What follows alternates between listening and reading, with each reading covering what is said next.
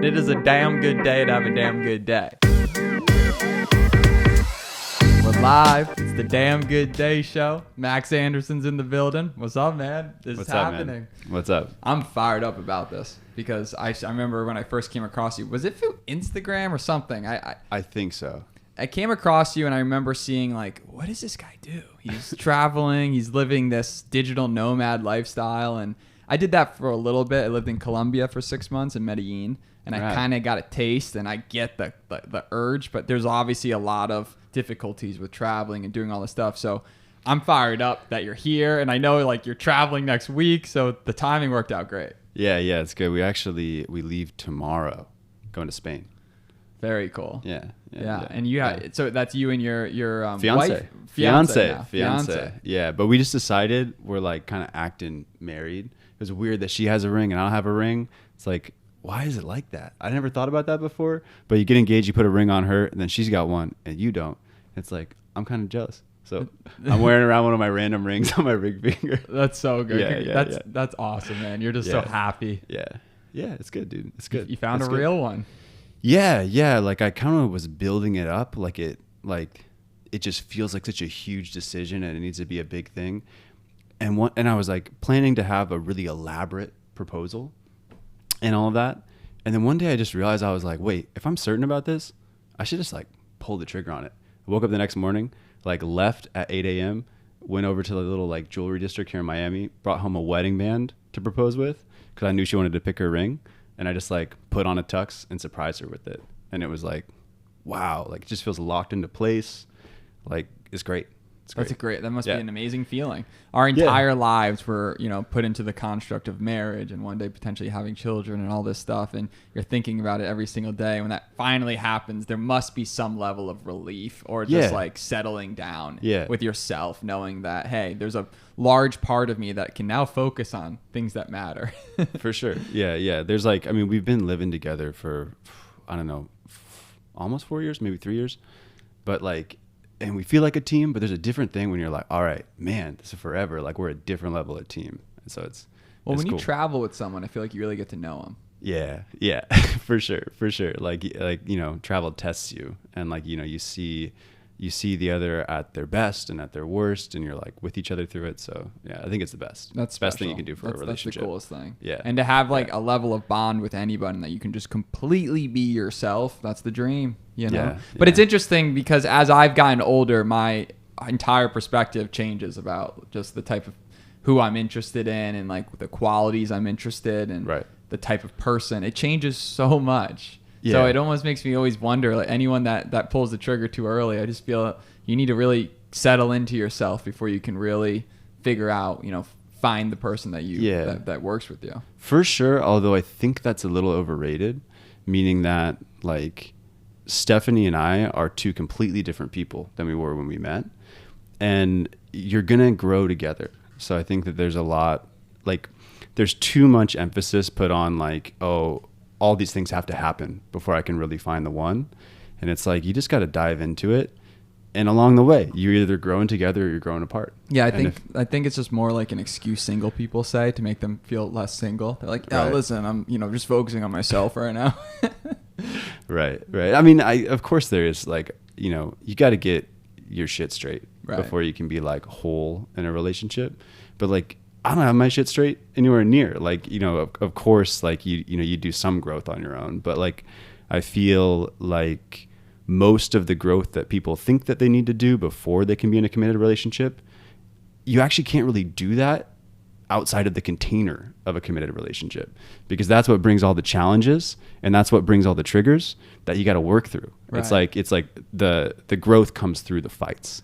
And if you're single, you don't have the fights because you can just, if it gets a little heated, you're like, whoa, this isn't fun. I'm walking away. So I feel like people put too much emphasis on needing to kind of grow and evolve and be some like perfect version of yourself before you can show up for your soulmate. I think that there's something special about just being kind of vulnerable and humble and being like, I don't know what I'm doing. Totally. Like, I and agree. like, and having the nasty fights, and then like being like, okay, we had a nasty fight. What do we do now? Like, I'm still in this. Let's like The ability to be vulnerable in life is a superpower because you finally feel comfortable in your own skin when you can. Right.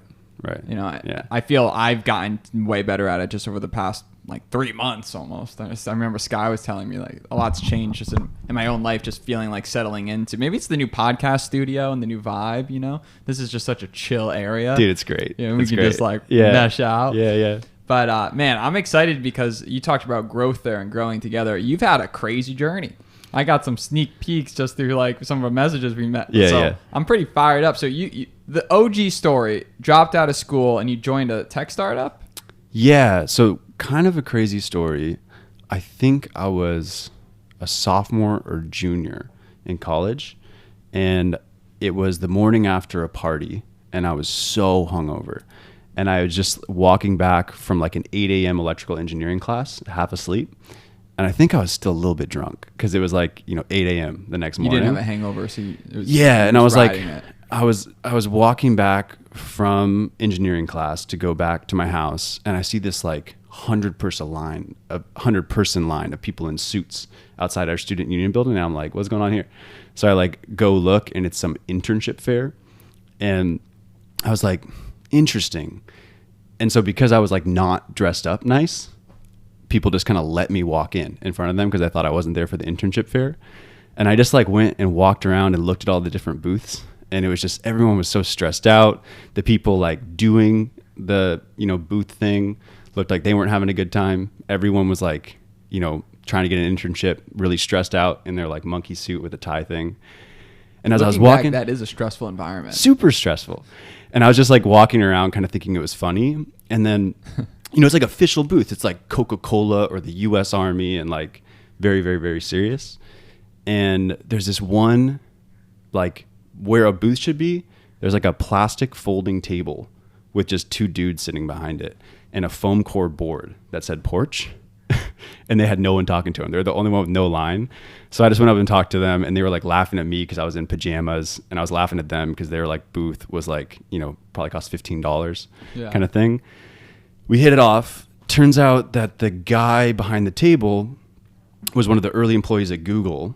He like had the idea for the AdWords optimization team at Google, which is basically the idea that Google was selling pay-per-click ads, but they never had the idea that if they have employees who go account manage the advertisers, if you help the advertisers get a higher ROI, they'll spend more money.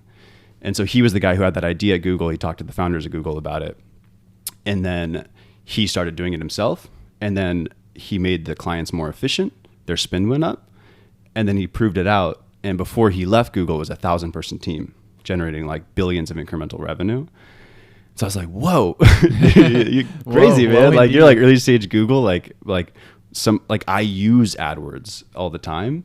I was like, you're one of the guys, like the guys that call me to help me optimize the campaigns. Like you made that team. Like that's super cool. And so he's like, yeah, we're having like a little get together at like my co-founder's house tonight. Like come over for free pizza. It's like college kid to come over for free pizza. Go and I meet like his co-founder.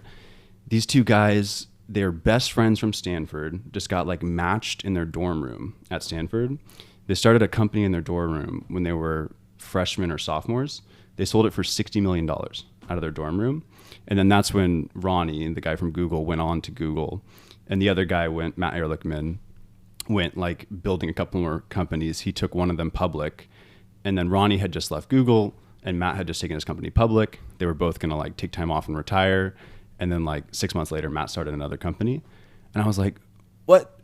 Yeah, that's nuts. What? Like I was like in mechanical engineering. That's a Cinderella story right there. Yeah, I was like in mechanical engineering school, and I was like, why would I finish college? Like, how could I have better people to just like learn from?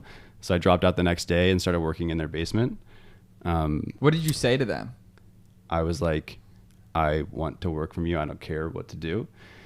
So I started as like a Wolf marketing of Wall Street moment. Yeah. Like, show me your check. All right, I'll do whatever. Yeah. I started as like a marketing intern, and I had to like fight tooth and nail to negotiate from $0 per hour rate to $12.50 an hour. And I just dropped out and started working for them for $12.50 an hour, which was funny at the time. It was like maybe 6 or 8 full-time employees at the company, and then an army of 30 unpaid interns, 30 unpaid interns. So that's what they were doing. They were just like, all right, we got to do a bunch of scrappy startup stuff. We're like, not going to spend a lot of money. Let's just get like 30 ambitious kids and just have them show them the dream. We'll teach them. Yeah. So that was a great strategy. That's amazing. Yeah. So then you went through that process, and you're sitting there, you're learning from these guys. They have this epic story. You're all just infatuated with them. You're making enough money to survive, but you're 20, like 18, 19? About 20, I think. Yeah. So you've done college for a year. You're like, this is. No, it was like, I think my junior year in college. Nice. Yeah. So I actually like still stayed in college and still took like a couple classes, but I never like finished the graduation. I actually did finish the credits, 1 class per quarter, over like the next 2 or 3 years. So I did end up. We have a similar story because I dropped out of college for a semester or a semester and a half, basically, when I joined Vima, a network marketing company. I was in the right place at the right time and essentially built a team of 1,500 distributors selling energy drinks. Wow. And we were just slinging verve, man. Good times. Nice. Dude. Taught me so much about just life and being able to step outside your comfort zone. Right. And I think the biggest lesson and takeaway from the experience, and one of them, is that age does not matter. Right. It's who someone is. Right. You just develop friendships with people from every age group. And I thought that was just such an amazing lesson, like looking back. What do you think was maybe one of the biggest learning experiences being in that 30 intern team? I don't think there was much. I didn't learn much from the other interns there. Like no one really stuck around. I think a lot of people don't take internships that seriously. It's kind of like a resume builder sort of thing. There was maybe like 1 or 2 other people that were actually software engineers that were like doing real work. And I just sort of treated it like, I'm never going to find people that are going to be better to learn from than these guys. It's like crazy that the only reason we got in a conversation is because I wandered into an internship fair in PJs and they had like a ridiculously like nothing booth. So they had no line there. I was like, this is very, not going to happen again. So I'm not going to get a chance to learn from people like this. And so I just hustled really, really, really hard and was like anything.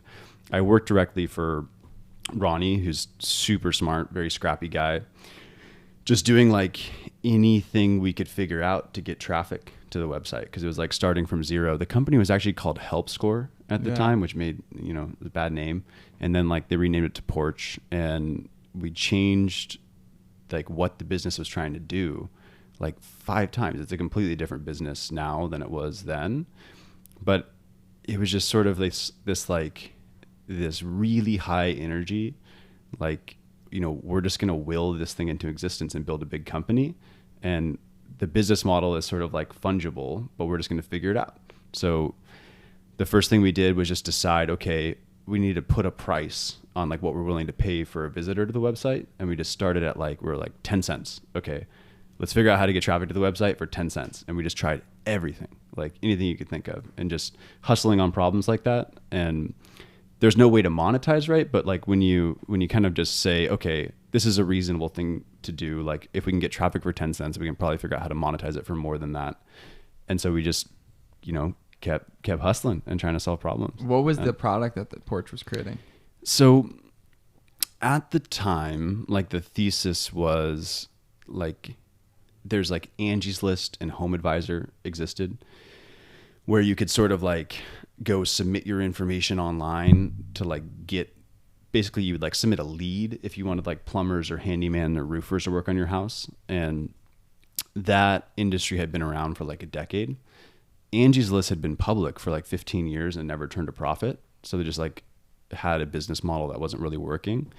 And Home Advisor, which is a public company today, I think at the time was just kind of, in the business of getting people to fill out forms online and then selling their information for as much money as possible, ends up, not being great customer experiences. So they were called Service Magic originally, had to burn that brand and rebrand to Home Advisor because of like the bad experiences. So that was sort of like the state of the home improvement lead gen industry.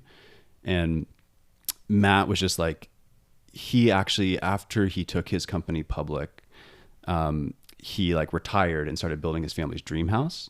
And as he was building the house, he's like, this is ridiculous. It's like really, really hard to find good people to work on your house. Like anyone who's good through word of mouth is fully booked out. Like you go look online and there's a bunch of information, but the only thing you can do is like put in your phone number and email. And then you just get like hounded by call centers that are like, you know, not like the ones that are really aggressively trying to like get you to hire them might not be the best. Right. So like, I think the idea was originally like, could you use like the Facebook social graph to see who, like if your neighbor or your friend has hired this handyman, that's like probably a better building signal. Sort of a web. Right. Like sort of putting word of mouth online. Yeah. And the idea sounded good. It just didn't work because it's just really, really hard to find like to match up availability and like have all those sort of data sources link. Yeah. But you got exposed to working with data. Yeah. And it was an interesting ride. I mean, I think the company raised about $100 million in venture capital, and we just, I think, went from like 0 to 500 people in like 3 years. You're in the top 10. That's crazy. Yeah. And we did not have product market fit at all the entire time. It was just like willing it into existence and just like figuring out how to survive. And there was never product market fit until very recently, like maybe past 2 years or so. It IPO'd,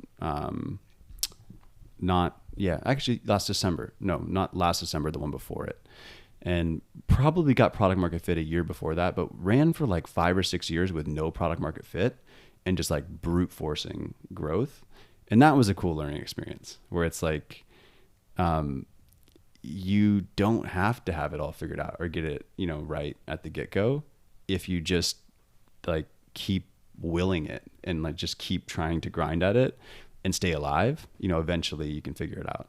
I love when you say willing it, because it's basically the way I understand what you're saying is you're running hundreds of experiments, just figuring out what works, you know, what's something that can work, whether it be as simple as having an influencer display your company all the way down to, you know, handing out CDs like, yo, get your CD here, like whatever possible way you can get your product in front of people to see what happens.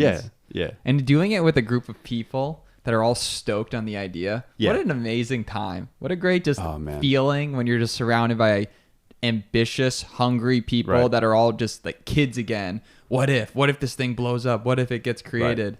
That's a cool feeling. For sure. Yeah. I mean, I think anyone that doesn't have something where they're like, this job is the best job I could ever imagine for myself. This is my career path, or like, this is the company I want to start. If you don't have those two things, going to an early stage startup and selecting based on like, talk to the founders and you're like, do I want to learn from these people? It's like the best learning experience you can have. And I'll be candid. I think like, so I came out of like mechanical engineering school at UW. I think all of my peers probably earned 2 or 3 times the salary I earned for like the majority of the time I was at Porch. So you definitely like, you're taking a big pay cut on salary at a startup, and you're obviously betting really hard on equity. But I think even... And it's hard to negotiate that equity piece early, especially if you've never done it before. No, the equity was easy to negotiate. Really? So, well, like I sort of made the decision that I was going to take a sort of half of market rate salary and then negotiate really, really, really hard for equity. So I think when I first joined Porch, I got like an initial grant of like 10,000 options. And over 6 years there, I negotiated that up to like 300,000 options. Because it was just like every chance I got, when it would be a normal time to get a raise, I'd be like, no. You're playing the long game. No salary raise, but like I want a lot of equity. And it would be like every 6 months to 12 months, negotiate for more equity. And that's the currency that's easy. Like that's the kind of fungible thing. In a startup, like if you run out of cash, you're dead. So that's like very, very high opportunity cost on the cash. But the equity, it's like there's way more room. And it builds buy-in though with people. I think the point I was saying is that if you've never negotiated equity, if you've never really been familiar with it, it's easy to get taken advantage of because you don't ask. And in life, you need to stand up for your value in anything. Right. And if you're going to contribute, if you're going to build, you need to ask and you need to work and prove, right? Right. Because those are things that can change your life. I mean, same thing happened with me. Like I've a very similar story with TrueFace. So like when I was at college, what's TrueFace? TrueFace is a facial recognition company. Awesome. So they created a facial recognition doorbell, but it used to be called Chewy, CHUI. Got it. But back up during the time with Vima ended up getting shut down as an alleged pyramid scheme, that network marketing company, which was a crazy story. We actually had the CEO on this podcast, episode 8, BK Barreco, legend. Shout out. I love you, BK. And he actually came on the podcast and told the story for the first time of what happened. They went from a $221 million to negative $7 million in 2 days as an alleged pyramid scheme, which was crazy. Wait, $200 million of market cap or revenue? And like ARR, yeah. In revenue. They went from 200 million to negative 7. Off allegations that they were a pyramid scheme. Wow. Crazy. Yeah, and they ended up, after 3 years, they ended up crawling back and fighting back. But it's just crazy that when you get your foot in and you start actually reaching out and networking and connecting and opening yourself up to new opportunities, anything can happen, right? Which is just gnarly. So it's interesting how you went from this whole opportunity of going through this startup and you stuck with it all the way to the IPO. Yeah. And then when they actually IPO'd, were you like, woohoo, let's go? I mean, to be honest, I was probably checked out in terms of convicted. I wanted to move on from the company 1 or 2 years before the IPO. Because like when you go from 10 people in the basement of a house to 100 people to 1,000 people, it just gets corporate. Like you can't, it's not anyone's fault, but it just takes a lot more process and bureaucracy to just keep 1,000 people rowing in the same directions than it does like 10 people. Right. And so I, for a period of time, was like very ambitious from a job title perspective and was like, I want to be on the executive team. I negotiated for that in one of like my annual reviews. I was like, I want, this bump in equity. I want to be on the executive team. I want to report to the CEO. Worst decision, reporting to the CEO, because Matt Ehrlichman, the CEO of Porch, which I'm sure is common among a lot of startup CEOs, is just unlimited energy and such high expectations of everyone that it is just like, oh my God, like it's so much pressure to report to someone like that. And it's like, it's amazing because it's like the world wants startups to die. Like everything is conspiring against it. And you just need a leader who's just like unlimited energy. Yeah.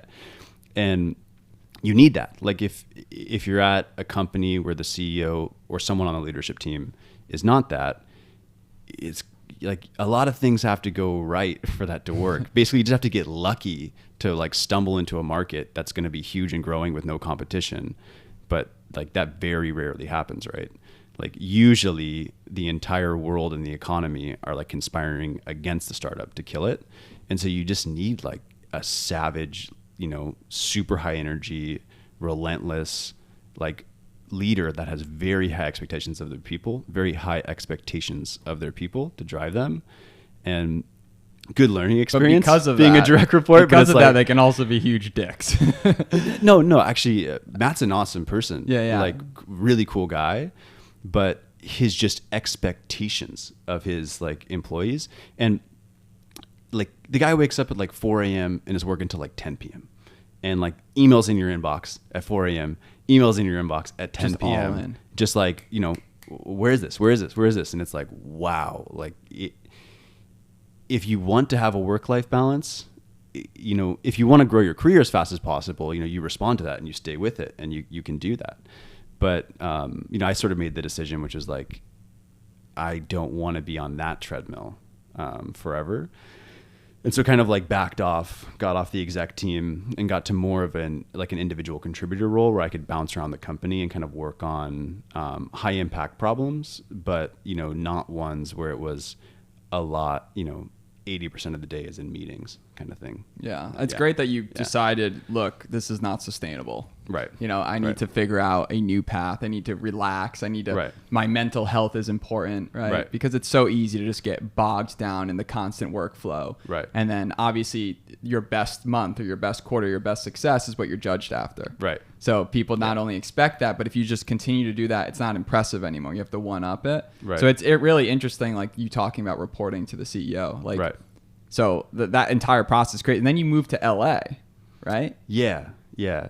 So when I met Steph, it's actually here in Miami. Funny story. We were for Porch opening up a call center in Atlanta. So I was like, we were building software for the call center staff. So I was in a small town, like an hour north of Atlanta, Georgia, where we had the call center there. And I would go like sit and watch the call center people on the phone and watch their process and figure out what's inefficient and then like change the software to make it better. And so it was one of those weeks where I'd been in Atlanta with the team, and I realized on Friday that it was Memorial Day weekend. This was like Memorial Day 5 years ago. And I was like, oh man, like everyone back Monday off? Right. Everyone back in Seattle already has Memorial Day weekend plans. I didn't even think about it because I was like work travel and really tired and all that. And so Saturday morning of Memorial Day, after the workday ended, I just went to Atlanta airport at like 6 o'clock in the morning, was like, screw it, I'm just going to buy the cheapest plane ticket. And walked into Atlanta airport, and the cheapest plane ticket was Miami. It was like $60. So I just got on a plane to Miami 2 hours later, land here, pull up the little window shade. It's like a full-on tropical storm. Just like I had all these pictures of Miami in my head from the movies, and it's just like gray and like whipping palm trees and like crazy rain. I was like, oh man, I probably should have checked the weather first. So I went and stayed at a hostel in South Beach, which was a cool experience. You know, a lot of travelers from all around the world and that kind of thing. And then on the Sunday of that Memorial Day, I saw Steph and I recognized her. It was really interesting. A couple of years before that, I had met her in New York City, and like I thought that she was the most beautiful girl I'd ever seen. I was just like awestruck, and I was hitting on her the entire night. It was like through like a group of friends, and she was like, you know, in the group that was there. I was hitting on her the whole night. You're dialed in. She wasn't having it. She was just shutting me down, and I like had never saw her again after that night. And I had dreams about her. Like every once in a while, like I had dreams about that girl that I saw that night in New York. And the last day here in Miami, like this was like 2 or 3 years after I had first seen her in New York, I recognized her in Miami. We recognized each other. We hit it off. Turns out she was in like a 5-year relationship at the time when we met in New York. And so that's why she was just like, you know, not having it, because she was like loyal to her man. But she had just gotten out of that relationship when I met her. Yeah, right. And so we hit it off. We had like, you know, just like clicked. And then the next day I had to fly home because it was like the end of the weekend. And the next, like 1 week later, she flew to see me in Seattle. And then we did every 2 weeks. Like I would fly, you know, 7 hours Seattle to Miami. And then 2 weeks later, she would fly like, you know, Miami to Seattle. That must have been awesome. It was cool. It's a lot of flying, but it was cool. We got a lot of points. It's a great reward. Yeah, you know? Yeah. And then after a year, she's like, yo, we can't keep doing this. We got to like, you know, move in together or, you know, stop dating because we can't do long distance forever. So we negotiated on it. It didn't feel like we wanted neutral ground. Like me moving to Miami would be like me moving into her life. Her moving to Seattle would be like her moving into my life. So we just decided together, we're like, let's just go pick LA. And we decided to move together. You just went out together and said, let's do that. Right. So we just like rented an apartment in LA, flew together and moved in together. And then after the apartment was rented and we had decided to move there, I just went and told my boss at Porch, I was like, I'm moving to LA. Like I've made this decision. I would like to still work here. I really want to. Can we figure out how we can make that work? And it was like, out of the 500 people at the company, they had 0 remote work. It's crazy how different it is now. So crazy. But it was like a really hard, I was like doing research online for hours and hours trying to figure out how to negotiate remote work. Companies that don't let you work remote today, like what's going on? Right. You can just get so much more talent all over the world. Right. Yeah, it's very different now. I think it's like the norm, but it's crazy. I think this was 2017 or 2018, it was hard. It was like I had to put all the chips on the table, like cash in all the social capital to negotiate remote work. Yeah. And so negotiated remote work, did that from LA for like 6 months, which is sort of a stepping stone. Like if you're at a corporation and you want to go live like the 4-hour work week lifestyle, I think just moving to a different city where you can still kind of like live a normal life, like you have a 9-to-5 job, but you're just not in the office, sort of creates the space where you can get really efficient with how you do your job, right? Like if you're going to an office every day, you sort of like need to show up when everyone else is showing up, and you need to go home when everyone else is going home.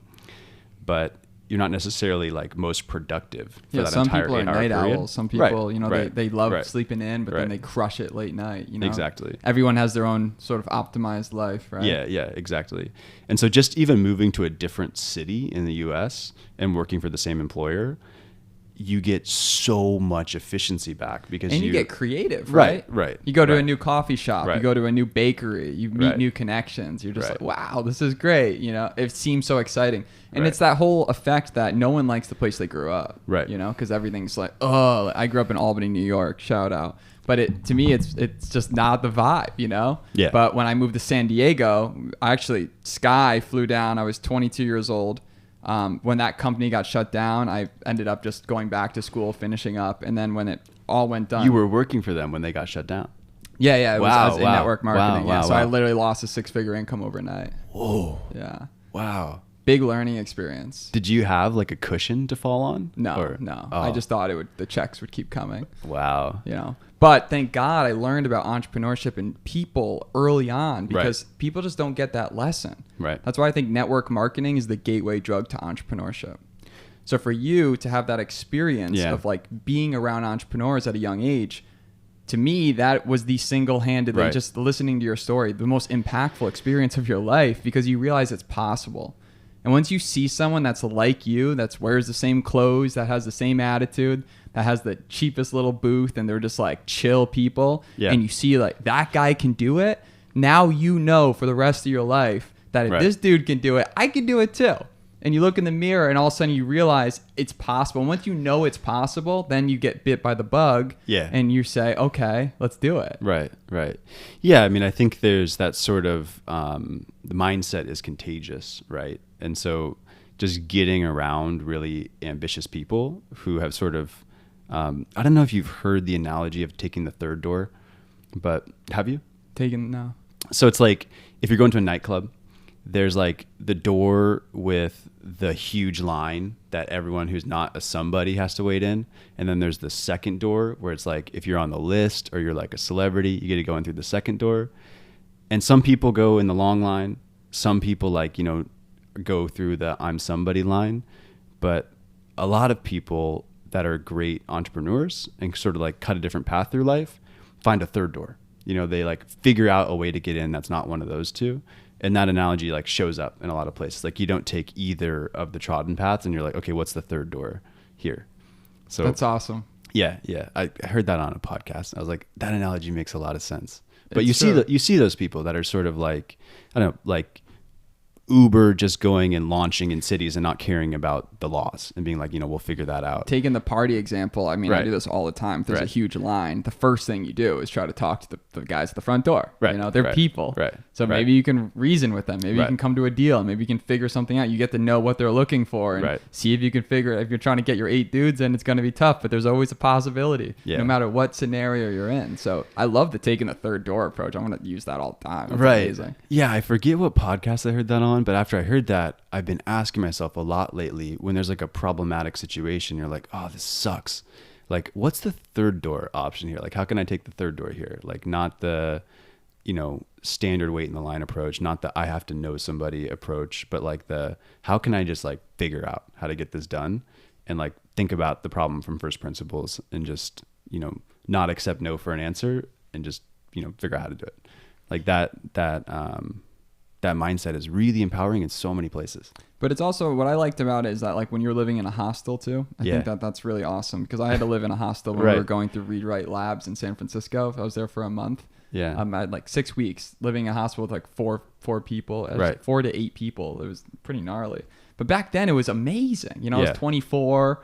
It was exciting. I was broke. Right. But just being in this whole atmosphere of being an accelerator, working for a startup, maybe one day could be worth something. Right. Was just really, really exciting. And I think that Right. people need to have that experience, because like sometimes when I look back at some of the best parts of my life was probably living in San Diego, the year with Sky. I don't know, Sky, if you can agree with that.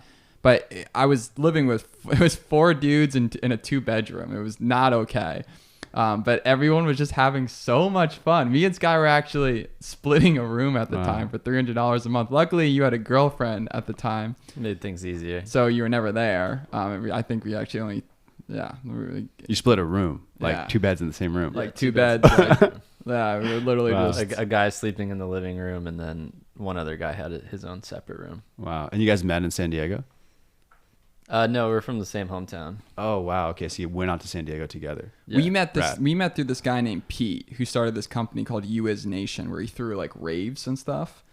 And basically, they were having a big party in Albany, and they had seen me do a bunch of speaking engagements, because of Vima, I would speak on stage and get people super hyped up and say like, we out here. And I love it. I love public speaking. Right. I just love like emceeing and the vibe. So Pete reached out to me and asked if I would MC this masquerade party. And the idea was it was like a masquerade theme. They're going to get Arab music and Just Blaze and have like robots and stuff. So I'm like, sure. So I flew home and they said, we need to make a commercial for the masquerade. And that's where I really met Sky, like actually met Sky. We like played each other in lacrosse, but we weren't friends. And we had to figure out a commercial. It was me, Sky, and these three go-go dancers. 3 go-go dancers, yeah. And Wow. we went to, my friend was in college. We went and used the school studio, put together a storyboard on the spot, filmed it, and it's on YouTube. It lives live on YouTube. Yeah, it's live on YouTube. Check it out. Masquerade and LENHART. Yeah. But that's how we met. And I don't know where that tangent came from, but Yeah, I just asked how you guys met because you guys said San Diego. But living in San Diego when I was dead broke, like I met some of the best friends of my life and had so much fun. Like Right. just like great people. Right. And it just taught me a lot about just life and happiness, I feel like. Right. Because now that I have some money, it's like, obviously it's way better to have money than not, right? But Yeah. at the same time, if you can be happy just in a simple lifestyle, it's awesome. And that's why I love what you're all about, the whole digital nomad thing. You're always chilling in just comfy clothes, good vibes, good energy. Like that's all the stuff you portray. It's addicting. I mean, anyone that doesn't know you, you're definitely put off those most interesting man in the world vibes. Yeah, maybe.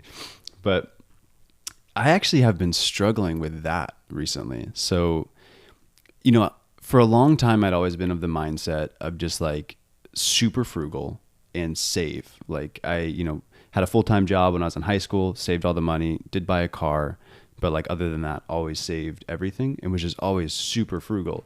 And I took that from like being a broke college kid into like negotiating the salary and stock comp at my first job at Porch. I took like a $30,000 a year salary and just like basically most of the comp in stock and was like, how can I live on $30,000? Like never spent more than $3,000 on a car in my life. The 2 cars I bought were $3,000. I drove them for 10 years each, like that sort of thing. And that had been my like whole mindset of just being really frugal and happy with it and minimalist. And then, man, like 2-3 years ago, Steph surprised me for my birthday.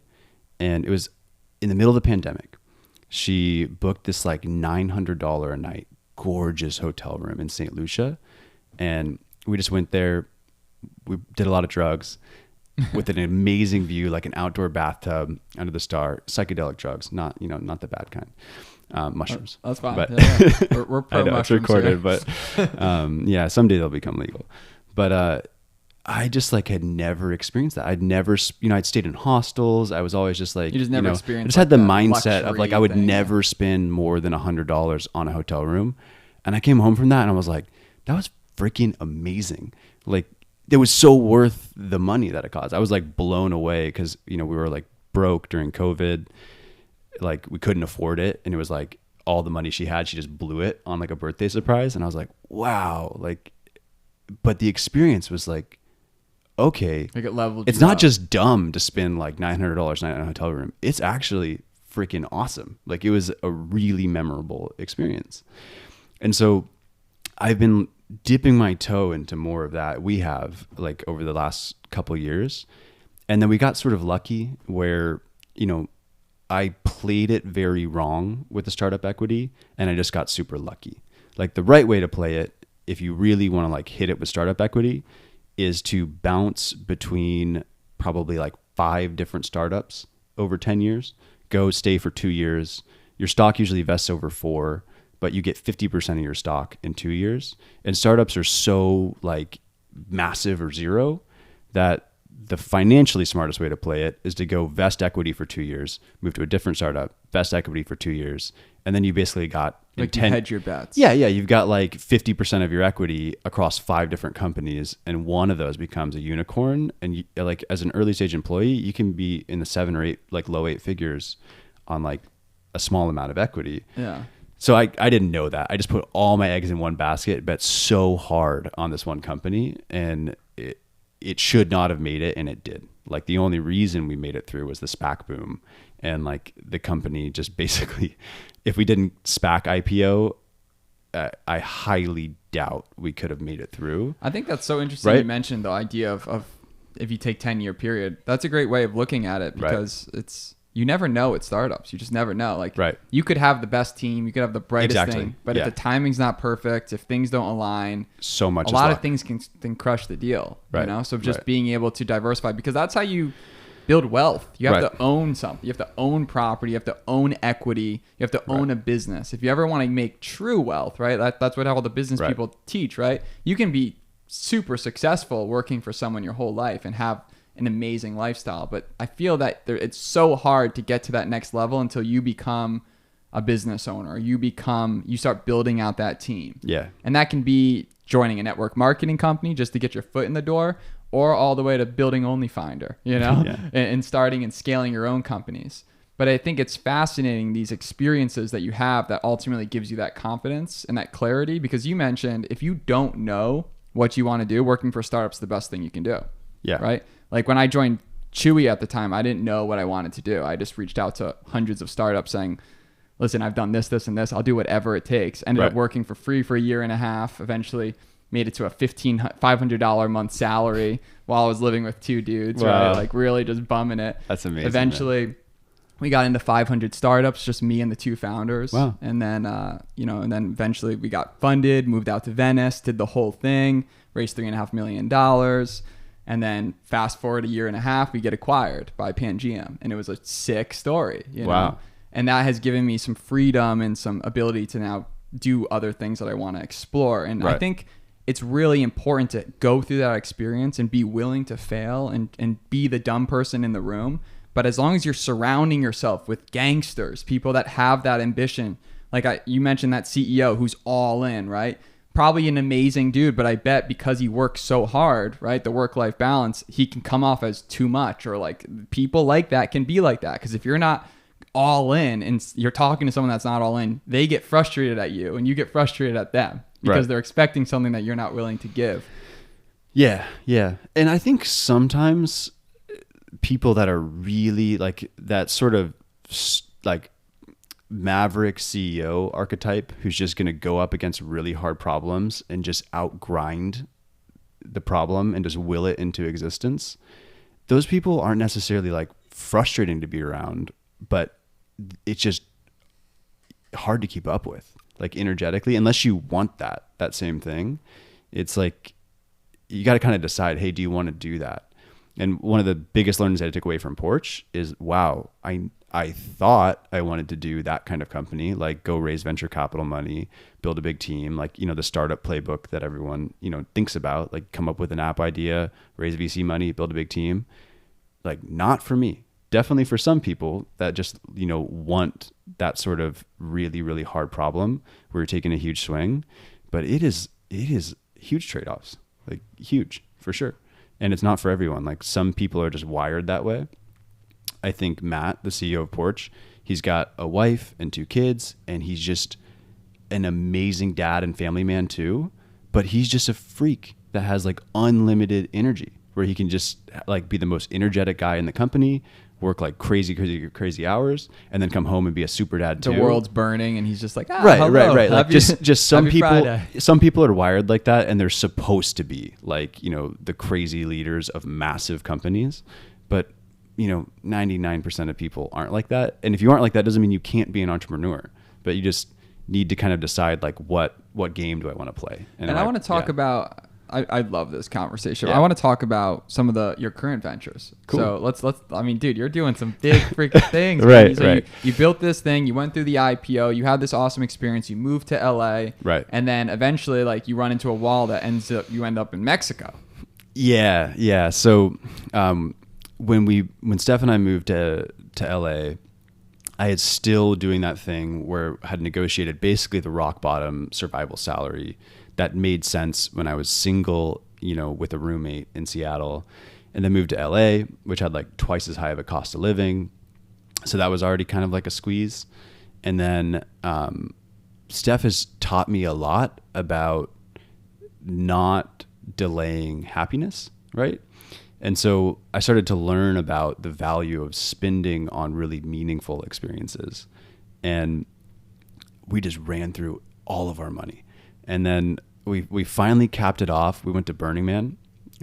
She bought us tickets and we're like, we're going to Burning Man. It's like, we can't afford it. She's like, we're going.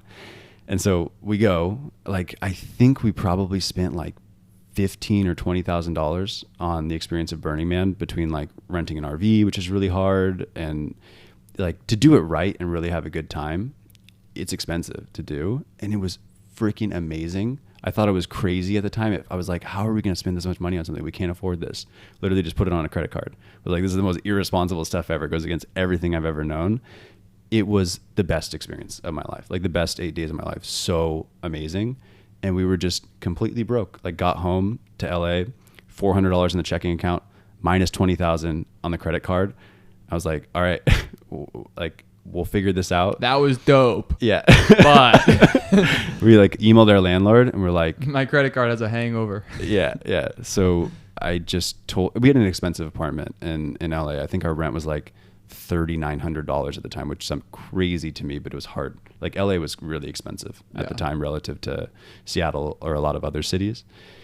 And we just emailed our landlord who lived in France and was like, yo, we're broke. Like we literally can't pay the rent. We're like 6 months into a 12-month lease. We're like, we'll help you find a sublease, but like, you know, we're gone in a week. And so we just like, I mean, technically we were on the hook to pay the rent for the whole lease legally, but we were like, hey, we're going to find you a sublease. We like listed the apartment. Easy for them. Yeah. We literally like, you know, interviewed people and showed the house and got another renter and just like, you know, sent the info off. Like, here's the renter that's going to replace us. And we just moved to Mexico. We're like, okay, we're going to cut our cost of living to basically zero and dig our way back out of it. At the time in any Yeah. Still working at Porch, at Porch. So I had like a salary and an income. Yeah. It was just like, you know, we were spending more than we made at the time. So, which sounds crazy, and I regret zero of it. Actually, if anything, looking back, I would have been like it's kind of like investing in your personal development. Go into more debt. Like, screw it. The utility of money to you when you're, you know, in your mid-20s and you're at that stage of life, like the utility of $1 is so high in terms of like just the value and richness and experiences and memories it puts in your life. And if you're an entrepreneurial person, you're confident in your abilities and you know you're going to be able to earn a lot of money, like go into debt when you're young, just do it. And you'll be blown away by how much easier it is as you get older to generate income. Like at some point, I mean, don't go crazy with it. It was kind of irresponsible to run up credit card debt. And like we got that paid off really fast. But I mean, as a rule, I don't think enough people think about the utility of $1. Like I'm 30 years old now and we have like a dog and a cat and we just bought furniture for the first time, which furniture is so much more expensive than you think. It's crazy. Like we'd always just like been kind of like living out of backpacks, and we finally rented an unfurnished apartment in Miami. We're like, screw it, we'll buy furniture. And then 8 months later, we're just going to throw it in a storage unit and then go backpacking again.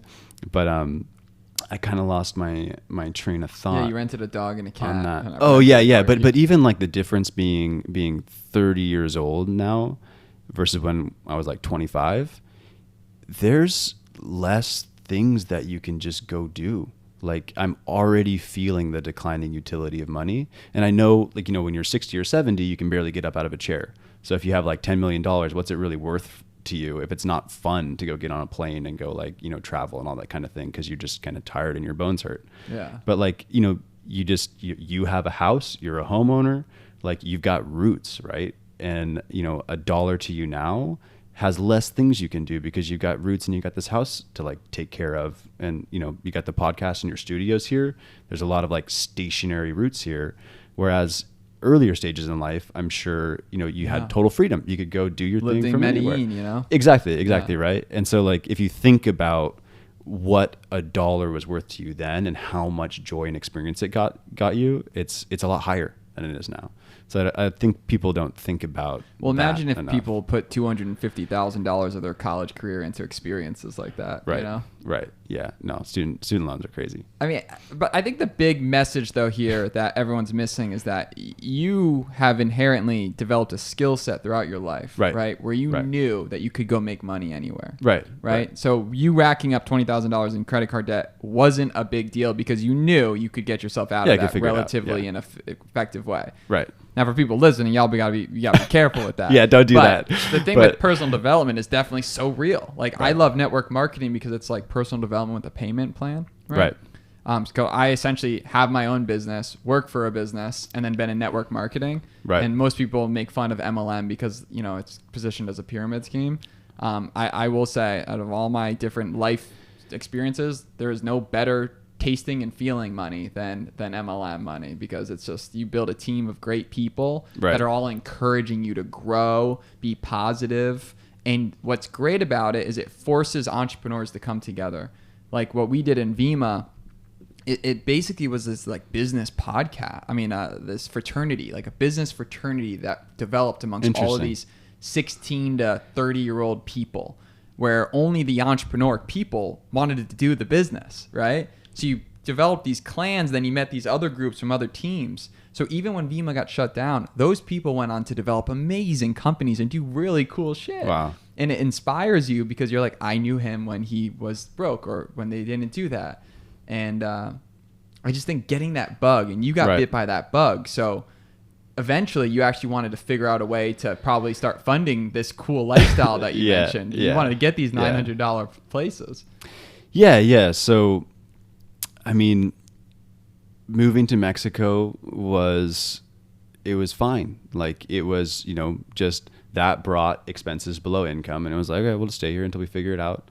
And so what felt really scary at the time of just like basically having no money and a lot in credit card debt was just not scary at all. And I'm super grateful for the experiences living in Mexico. It was amazing.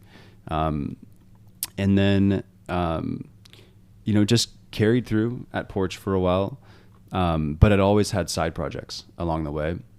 So a couple of guys that worked at Porch with me, we started, like, the first company we started was a rug company.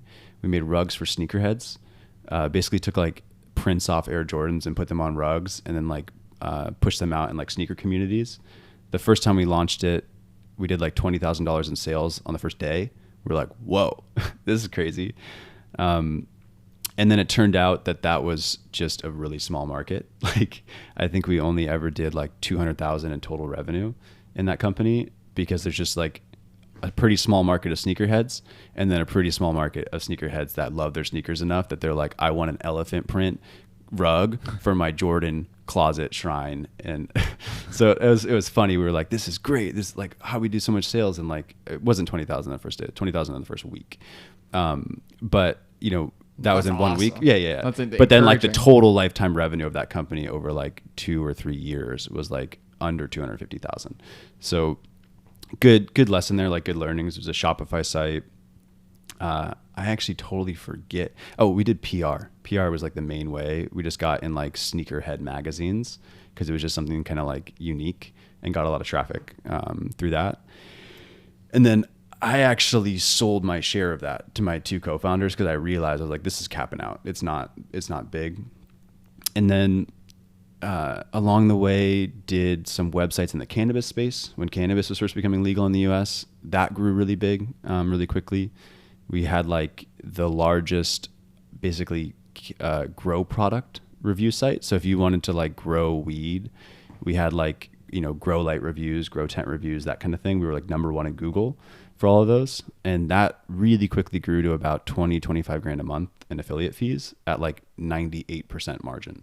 Because it's just, ranking in SEO, and you take a click off Google, hand a click to like Amazon, who buys, or like where they buy like the grow lights and grow tents and all that, and just collect your affiliate fee. So that worked well and was exciting, but we had like a team of 4 people on that, and that capped out really quickly. Because once you're #1 in Google, there's no #0. You can't rank any higher. So that was kind of like the cap of that business. And what we watched happen, we were early on that. Like we launched that, right when cannabis first started becoming legal in Colorado and Washington. And then it just kind of grew with, the cannabis market becoming legal in the US. And then we just watched over the next couple of years, so many people started launching websites to compete with us and spending like hundreds of thousands, even millions of dollars to go get the same traffic. And the margins just got competed straight to zero in that. It was like a crazy experience of something shooting up so fast, producing so much. I mean, at the time, like $25,000 a month felt like really good, profit margin, because we were like, still living on like low incomes and all that. But just to see how quickly, when competition comes in, no one makes money. It's just like everyone competes, everyone's margins to zero. And it's like, why are we all doing this? Like, we're working so hard to just stay in the same place because it's a zero-sum game. You're going to ask a question. Yeah. Do you feel like, it seems like AdWords is like your specialty, almost like you seem like organic. Yeah. Can you talk a little bit more about that? Like, did you learn that at Porch? Yeah. Or did you? So funny story. I was like, the first year or two at Porch, I was like working in marketing, which, I had no background in. I was like, a nerdy engineering student, mechanical engineering, which is like useless for, software websites. But I was just kind of like learning marketing because that's what Ronnie was doing. And I wanted to learn from Ronnie. And then there was this guy, Darren Nakuda, who's like in the tech community in Seattle. He's kind of like famous there. He's been the CEO of a bunch of companies. He was like between things. And so he came as a product manager and started to build an SEO team at Porch. And then as that SEO team was like 5 engineers and him running it, he decided to leave, and he went and started some AI company after that. And there was a vacuum, and I was just like, I'll take over. And so like jumped into it, had no idea, what I was doing, being a product manager, managing software engineers, but just kind of like learned from doing. And that team's job was to grow SEO. And I had like, no idea how to do it. Went to an SEO. That's a great lesson. If you don't know how to do it, take the job, say yes, and then learn. Yeah. So like went to an SEO conference called like MozCon in Seattle, started reading all the SEO blogs, and sort of had this realization that just seems like no one knows what they're talking about. And like, it just had this weird feeling to it. Like, this industry is just a bunch of experts trying to act like experts, but like really no one knows how Google's search algorithm really works. So I just spent a lot of time. You can actually read Sergey Brin and Larry Page, the guys who started Google, were just PhD students at Stanford, and they just wrote a thesis paper. It's like 9 pages. They're like, this is a design for a search engine that's going to be better than Yahoo. And like, it's the entire system design of Google, and it still works like that. Like, no one in the SEO industry knows, like, every conference, every SEO blog, like, they need news and like what's the fad in SEO to stay in business, because they need to sell conference tickets or they need to get, traffic to the SEO blog. But the reality is, basically the Google founders just had a freaking genius invention, and it's so good they've barely had to change it in like 20 years. So I just spent like so many hours reading that like 9-page. It's called The Anatomy of a Search Engine. You can Google it. It's still like hosted on Stanford's website. It's the, when Sergey Brin and Larry Page were college students, this is like their idea, and they just documented how Google's going to work. And it just works like that still. It's crazy. If you read it, like the first time I read it, I understood maybe 1% of it, because those dudes are like,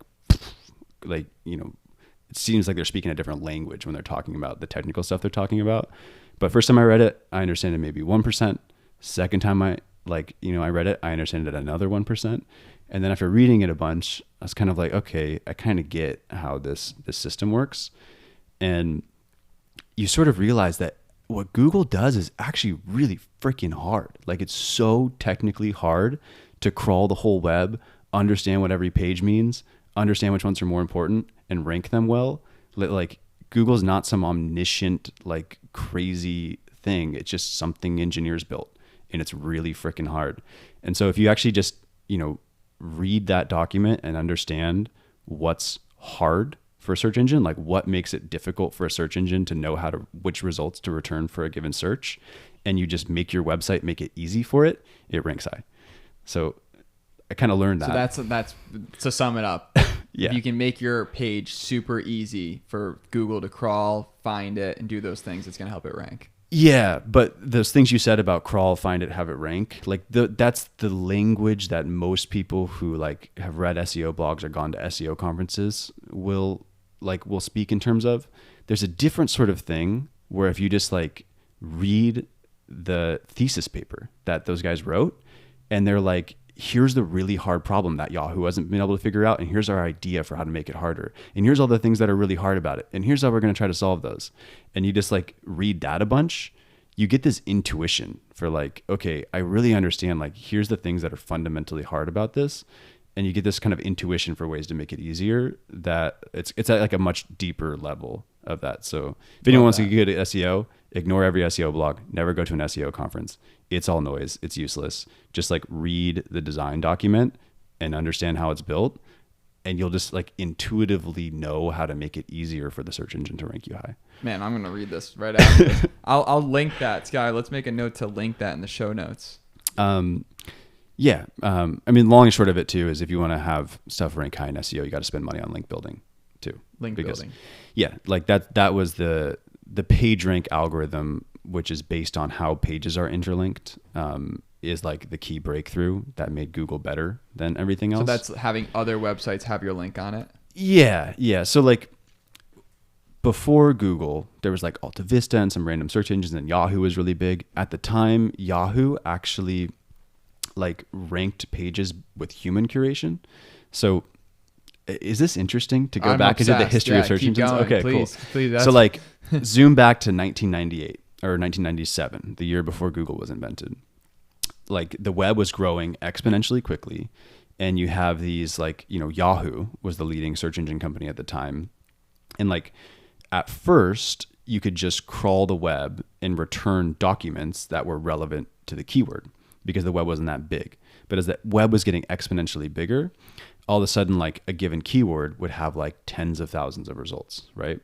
And you had these really weird things where initially search engines worked by an algorithm called document keyword relevance. So given a keyword that you searched, score this document on how relevant it is. And you had really weird things like in 1997, if you went to Yahoo and you typed Bill Clinton into the search engine, the president at the time, what would return is a like blank white page with the word Bill Clinton on it, because it was like 100% relevance match for that keyword, right? Because like that's how search engines work. They just found the most relevant document for the keyword. And like when 100% of the text on the page exactly matches the keyword. So like literally the number one result for the president of the United States on is like a page literally a blank white page of Bill Clinton. So like it had those problems.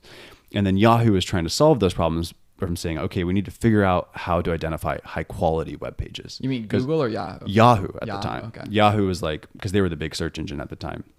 And they were like, how do we figure out quality? Like we can understand what a web page is about, like what are the keywords and what keywords is it relevant to? But like, how do we understand that like the whitehouse.gov page about Bill Clinton that has a bunch of other text, but is probably a much more relevant page than this blank white one. And there's this subjective human thing about like, you look at it, that's a high quality page. And you look at this one and it's like a junk, worthless page. So Yahoo is actually trying to solve it with human curators scoring pages by quality. Just QAing. Yeah, because it's pages. A really, really hard problem. Like you can look at a web page and be like, that's beautiful. Thousands of people just annotating pages. Yeah. Like literally. And so it's a really hard problem for a computer to like get this subjective notion of that's a high quality page and that's not. And the Google founders, Sergey Brin and Larry Page, had this idea of like, why don't we just let the internet vote on what high quality pages are? And on top of that, why don't we, not build something where people have to come to us and vote, but let's just go observe the internet and find out how the internet has already voted. And all we have to do is just count the votes. And so they had the idea that, hey, when one page gets linked to by a lot of other pages, like that tends to be a really high quality page because other people are citing it. And so essentially like the links from one website to another website or one page to another page are essentially a vote. It's like, okay, if I link to you, I'm essentially voting that I think this content is worthy and I want to share it with my audience. So that was like the insight. And then they did a really smart thing, which is it's a weighted voting algorithm. So like if I just go launch a website tomorrow, it's like a nothing website. If I go link to something, that link shouldn't be worth very much. Like that vote shouldn't be worth very much because it would be really easy to game the system because I could just make thousands of websites like tomorrow programmatically and go link them to my website if I wanted to game the system and be at the top. So the key insight the Google founders had was to weight the voting. So like one link to another website is weighted based on how many links are coming into that website. So like take CNN.com that has like billions of other websites linking to it. A link out of CNN will be 1 billion times more impactful than if I go launch a website tomorrow and link to it. So getting like a big newspaper like Forbes to link your stuff is the most powerful thing. Yeah, it's just a voting system where the internet votes, but your vote is weighted based on how many other people already linked to you, if that makes sense. Love that. So like backlink strategy is really how can you get as much publication such as PR or big agencies or something that has these popular votes, right? These like straight behemoths right. to link to you, right. And that'll trick Google, not trick them, but optimize towards your potential stuff. Yeah, the most useful way to think about it is ranking at the top of Google is like trying to win an election. You're just trying to get more votes than all the other search results. The only difference is that the votes are weighted. It's not like every vote is equal. Like you want to go get bigger websites to link to you because a link from one website might be worth 1,000 times what a link from another website is. Man, so, I thank you for giving that background. I know that was a tangent, but I just learned so much from that. But that's it. Like that was the original system design. And that's like 90% of what drives ranking today still. Like you got to have good enough content, but really it's like mind blowing how much links still drive it. And Google tries really hard in their PR to say it's all these other things. Like, don't worry about links, just make great content. Like if you build it, they will come, make great content, because Google has massive engineering teams to deal with the cat and mouse game of people, gaming the algorithm. So the calculus, if you're Google, is okay, I can invest in thousands of more engineers to keep playing this cat and mouse game, with all the people that are trying to game the algorithm.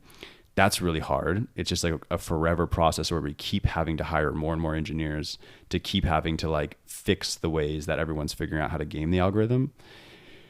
And then they just sort of realized, like, I think this was more than a decade ago, that people were just gaming the link system so hard. They're like, okay, screw it. We're just going to do a couple public hangings and then scare everyone away from doing this. Because before they did this, you could just go like pay a link farm in Russia to link like thousands of links to your website, and you would go to number one, and everyone was doing that. And so they picked out a couple big companies that were doing it. I think BMW was doing it. And then like there was, I think JCPenney was doing it. And there was like the British competitor of 1-800-Flowers that were doing it, that were like basically getting links from link farms to go rank at the top of Google. And Google just deleted them out of Google search results. And like BMW was fine and JCPenney were fine because they have retail businesses. But that British competitor to 1-800-Flowers went bankrupt, went out of business, and Google deleted them.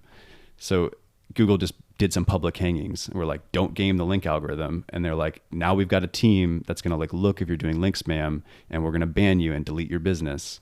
And so Google just kind of keeps doing that. Like in all their PR, they're just like, anything Google tells you not to do, they're probably telling you not to do that because it's effective, and it's much easier to scare you out of doing it than try to have their engineers like, fight it, if that makes sense. Yeah, so. No, that's really interesting. I mean, it's extra top of mind for cigars.com because, you can't use a lot of these like search engines like Instagram and Facebook don't let you say cigar or post about tobacco. Right. So, we even have to think about creative ways to build the brand and get the brand out because we can't use traditional methods. Right. So that I was extra curious about the backlinks for that reason. Yeah, yeah. And I've done cannabis, I've done vape pens, I've done adult content, all the stuff you can do. Yeah, we need to talk after this. this. Yeah. But I do want to get, and I want to get into like what you're currently working on.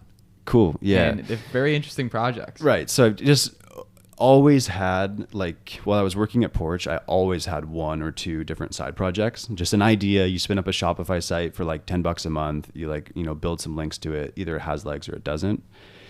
And actually, when the pandemic happened, and like Twitch was taking off and streaming and all of that. So one thing I had always heard from software engineers I worked with was that like porn is like the leading edge of the internet. Every technology that's ever been invented for like, video streaming, that kind of thing, like that was invented for porn first, and then like got adapted to YouTube and that kind of thing. And like 15 of the top 50 websites on the internet by traffic are porn sites. Today? It's like, yeah, it's freaking massive. It's like, no one wants to talk about it, but it's huge. Humans be crazy, right? Man. So like, y'all dirty people out there. One of the ideas, it's actually Steph's idea, was like if Twitch is blowing up so big, like what's the adult version of that? Because this is COVID, everyone's stuck in their house, like that's gonna blow up. So webcam modeling is basically just the porn version of like Twitch. And so we built a site called Ready Set Cam that was like to teach people about the webcam modeling industry if they wanted to get into it. So like if you wanted to be a webcam model and make money at home being a webcam model, it's a really like opaque industry. There's like 20 different cam sites. Like you have no idea which one's better to be on and that kind of thing. And so it's a really easy opportunity to just be like, okay, let's just go figure out like what the earnings of cam models are on different cam sites and go publish it on the web. And like, that'll be a really useful resource. So there's like huge Reddit communities. By the way, amazing tool if you want to start businesses. There's a tool called Reddit List. I think it's just redditlist.com. But if you just go into Reddit List and you search any keyword, it'll show you like, the trending subreddits by that keyword. And you can even just not search a keyword and it will like show you, the fastest growing subreddits and that kind of thing. Anytime there's a subreddit that's like growing or it's big, like there's definitely a business opportunity on that one. And so like the webcam model, like subreddits, which are basically just webcam models talking to each other, like talking about those, like, what are you guys doing? Whatever people do to like, talk about other people working at the same gig economy stuff. We got in those communities and we just like tried to help. We like read the questions and we're like, okay, these are the questions everyone has. Made a survey monkey survey, which is like, okay, here's what we're going to do. Everyone is going to anonymously just answer what campsite they use, like how many hours they work, how many years they've been doing it for, what they earn. We'll anonymize the answers and we'll just post it back here. Because, everyone wants to know, am I on the best campsite? Like, could I be earning more money somewhere else? So we just like did that survey, blew up, got like 500 responses, was at like the top of the subreddit for like, like a week. And then got really good data on that.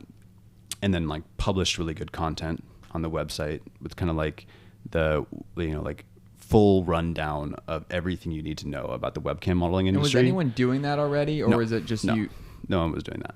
So it basically like, that business model can be applied anywhere, which is like, probably the best way to think about it is the internet always trends towards monopolies, right? Like there's one YouTube and no one will ever compete with YouTube because it's a compounding monopoly. There's one Facebook, there's one Instagram, there's one TikTok. They all do different things, right? But between when something starts and when it converges on monopoly, there's a bunch of competitors and they're going to spend all of their money on customer acquisition. Like until you get a monopoly in the internet, all profit is spent on customer acquisition. And so there's not a lot of money to be made in areas where monopolies are already formed. But if you can just go find a space where there's like 10 similar competitors all vying for the same, one of them is going to eventually be the monopoly that rules all. In the campsite space, it's in that stage where there's like 15 or 20 different webcam modeling sites that are all kind of like vying to be like, become the YouTube of their category. And if you just go into a space like that and put yourself at the customer acquisition step, like that's where all of those companies are spending their entire profit is on customer acquisition. Just doubling down. Yeah. Right. So you're like, okay, if I can just go build traffic, that's like going to be people who want to sign up for those sites. I can just sell my traffic to them. So you're selling them leads, basically. Exactly. Yeah. And that works anytime there's basically the monopoly hasn't converged yet in a given category. Kind of like what bookings.com does and like these like different airlines and like places that aggregate and find you a search spot. Right. Like any sort of like emerging category that's new. Like the end state in the internet is always a monopoly unless there's like, geographic, governmental constraints that say like, this company can only operate in this country. And so there'll be a different company in this country. Sometimes there'll be like, more than one because you can have a geographic monopoly. But for most things on the internet, it's just going to be a global monopoly. One business will win in the end, always does. But almost any new category, like anything you can think of that's like an emerging industry, will have like 30 companies running at it. They raise a bunch of VC money. They spend all that VC money on customer acquisition. And then they just fight to the death, blowing all their money on customer acquisition. And then, the other half on engineering. And then one survives. But along the way, the people selling the traffic to them, like they take all the profit in the industry because all the, companies trying to grow aren't really making profit. They're losing money, burning VC money, paying, their traffic sources. So anyway, kind of saw that like the webcam modeling space. Okay, there's like 15 websites that all probably, there's a lot of revenue. There's a lot of venture capital money here. No one has won yet. They're going to be blowing stupid amounts of money on customer acquisition. So we just built like a reviews and education site. So if you're like a webcam model and you want to get into it, we built like the best resource for you to like learn about the industry and like which cam site you should go to if you want to earn the most money and that kind of thing.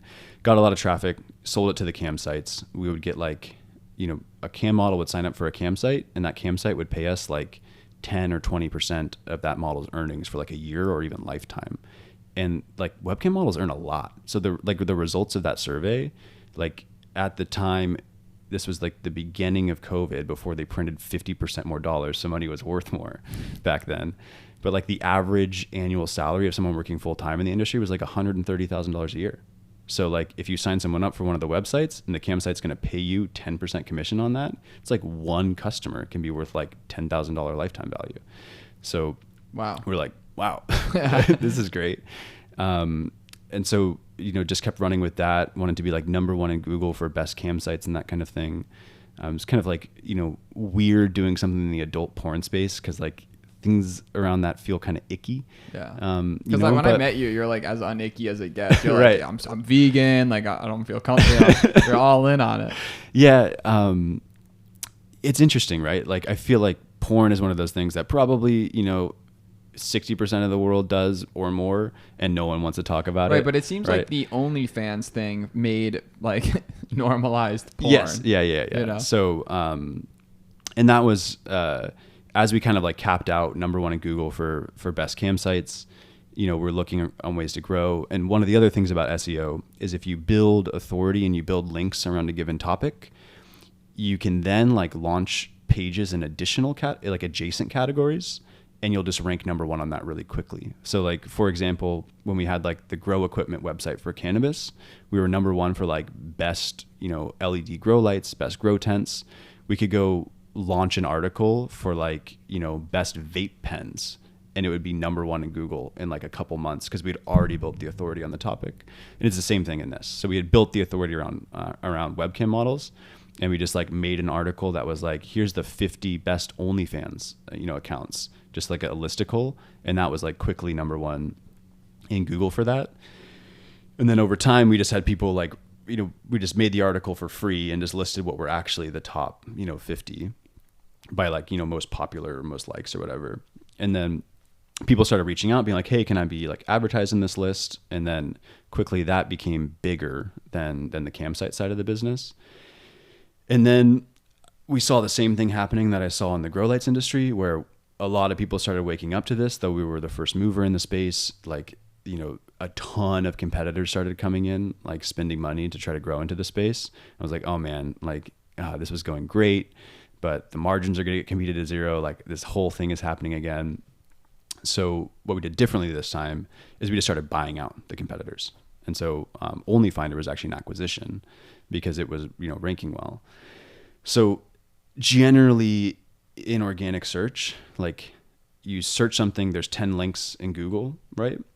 Like those, like that search volume over those 10 links is kind of like a fixed sum, right? And you have to spend money on link building to be high in that. And as it gets more and more competitive, like there's a fixed amount of traffic at the top of the funnel, a fixed amount of revenue, and people are spending more and more money to try to rank for that. And then the margins just get squeezed. And the only way to really defend against that happening is if you just own all of it. If you just you own every website in the top 10, then you just don't spend your margins to zero, and then you can have a sustainable margin.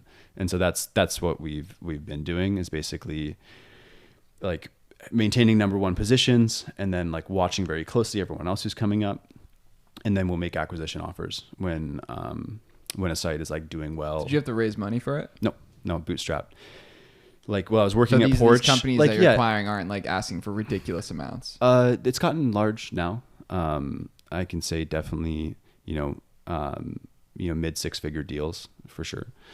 But I think to start it, like the budget I would normally put at starting these little side project experiments probably like costs like $2,000 to $3,000 initially to just like $10 Shopify website. I would write the first couple articles myself, and then I would go spend like $500 a month on link building. And then you would see like, hey, is this getting traction? And you just kind of like double down on the traction. So the way you say it right there makes it seem so simple. I love that. Yeah. That's amazing. Yeah. And so like, if this one didn't work, it would have been there would have been 10 more experiments, because you figured out a repeatable process to eventually find a winner. Right. And like the funny thing is, like, whether you win or not is kind of up to skill, but like how many zeros are on the size of the outcome is totally luck. Like we just got really lucky with, OnlyFans is 10 times bigger than the campsites thing that we started with, and just like happened to be first there and caught a wave that was freaking massive. But I think there's something to that, just sort of like shots on goal thing, like especially in internet things. Like it's up to your skill whether or not you can actually make a business work and make it profitable. But whether it does like 5,000 in revenue a month or 500,000 in revenue a month is just luck of timing and market. That's not really up to you. Like, yeah, you can pick those things, but the problem is, like, when a market is obviously lucrative, it's already crowded, right? So like you generally, unless you have some huge competitive advantage to go enter an already crowded space and outcompete because you've got some special thing that's going to generate margin that no one else has figured out, you generally need to go into like emerging spaces, and you just don't know how big it's going to be, or like whether your place in the stack is going to be where the profit accrues, right? Yeah. Man, you should teach this stuff. Like, this is really good. Do you talk a lot about this type of stuff on podcast shows or anything? First podcast ever. Let's go. The Damn Good Day Show, bringing on new talent over here. Yeah. Straight scouting. Yeah. No, it's great. I mean, I'm sitting here. This is probably the most quiet I've been on a podcast. I'm just listening. I could go so much deeper with the $500 a month in backlinks and all this type of stuff. But I just love what you're talking about, in that you're truly like the definition of what an entrepreneur is. You think of an idea, you test it in the market, you put it in an experiment, you see if it gets traction for under $2,000, and you do that every time you get a good idea. And then over time, you have these little babies, these seedlings, these little plants, and you're seeing which ones are growing and which ones have weeds around them. And you're just growing and growing and watering and doing it. And it seems like learning that AdWords space, that SEM space, really programmed your mind. Are you a coder as well? Do you like code at all? No, like I know enough to do it and to be able to kind of like, at Porch, my job was like, I was a product manager. So I worked with, teams of engineers, and we talk about what to build. I would sort of like bring the business outcome and be like, here's the business outcome we need to build.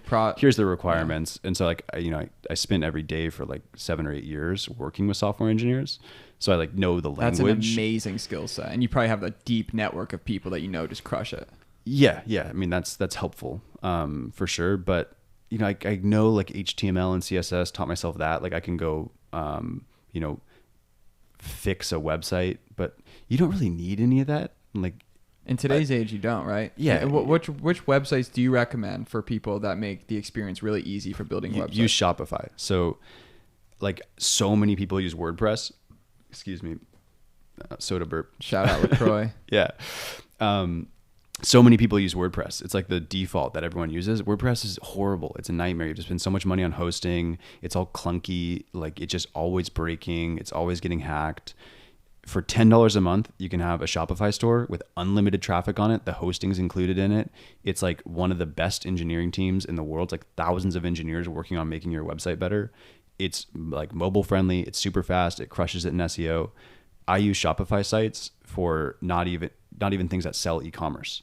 So if you just want to blog, like build it on Shopify, because Shopify's engineering team is just going to make your website awesome. So a lot of times I'll just get a Shopify template, it's $10 a month starting out, delete the shopping cart off of there, like delete the product sales functionality and use that framework as a blog, because it's mobile friendly. It loads super fast. It will scale infinitely. So we've got, do you like Square at all? Have you ever used Square? Because we host on Square. Used a bunch of them. Like it's just, there's no comparison. Just look at the size of the engineering team behind Shopify versus like Wix or Square or anything. Well, actually, no, sorry. I was thinking of Squarespace. Yeah. You have Squarespace, not Square. Yeah. Square Online is like their thing. Like Square, the credit card charging company. Yeah. Oh, well, they're huge. So I bet their stuff is great too. Yeah. But like Squarespace. Because we had the Damn Good Day show on Shopify, but Right. I switched it to Webflow and it was a huge mistake. Really? Because I built like a custom website and it's so gangster. If you go to like networkpodcasting.com, it's like this awesome funnel that was selling a podcasting course I made. But it started to break and I just got upset with it. And like I didn't spend enough time with it because it just annoyed me because I needed an engineer to fix it. And that's an issue, especially if you're not a tech dude, Yeah. Same. Like, so that's, I mean, maybe other things work well, but it just doesn't. I don't understand why you would use anything other than Shopify. I didn't know that Square had website builders, but they're a world-class software company. They're on the leading edge. If they're coming out with like website builders for small businesses, it's going to be amazing too, right? But so that's maybe great Square, that you know that with Shopify. Yeah. What other industries fascinate you? Like you see like these entrepreneurs making like digital nomad type money, because I kind of want to frame it back to that. You're doing the world traveling thing. Yeah. And you had that experience where, you spent $900 and you're like, that was a huge like learning. It like leveled up what you knew life could be. Right. You going to Burning Man leveled up what life could be. It made you think bigger. And now all of a sudden you can travel the world because you're doing these online businesses essentially, and you're doing it remotely. Right. Which is amazing. It's the dream. What do you do with your animals, by the way? Our dog comes with us everywhere, and our cat, we're figuring that out. So like we're going to Spain like next week, and the EU is being weird about cats. Well, our dog's a service dog, so we like get her around all the rules through that, which like most Western countries are good with. But we're just kind of aggressive about it. Like just take her everywhere. She's 20-pound mini husky, so she can kind of like she's not like a big burden. Sometimes Airbnb hosts can be weird about it. We've definitely gotten some bad reviews and had to like burn some Airbnb accounts.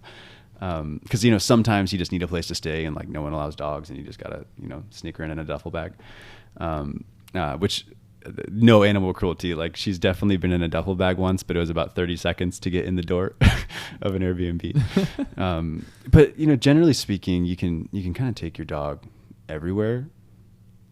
The only thing is in Latin America, we've definitely had to like bribe to like get her on a plane before, but third door, you just say, hey, I'm taking my dog. I don't care what the rules are. Like just like, hey, I'm here and I have the dog. Like, are you just going to leave me on the street? Right.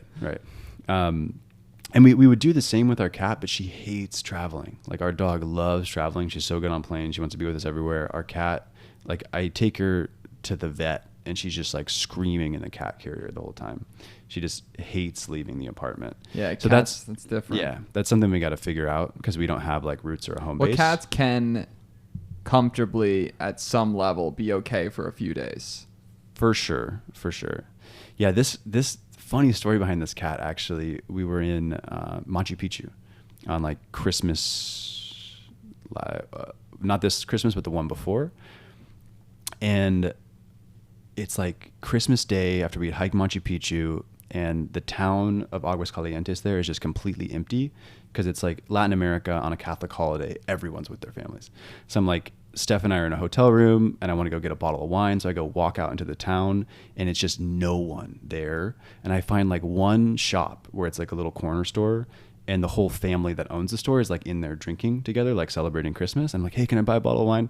Let me buy a bottle of wine. I'm like walking back home, and in the empty streets, there's this cat following me, just meowing, meowing, meowing. And it's like a stray cat. And I'm like, why is this cat following me meowing? For 3 blocks, the cat follows me. I finally turn around and it just lets me pick it up and I bring it back to the hotel room. We like feed it some milk and some tuna. We let it go the next morning. Tuna? Well, yeah, we went back out to the little store. Cat hit the lotto. Yeah, got a can of tuna and some milk. Turns out you shouldn't feed cats milk. They got super sick.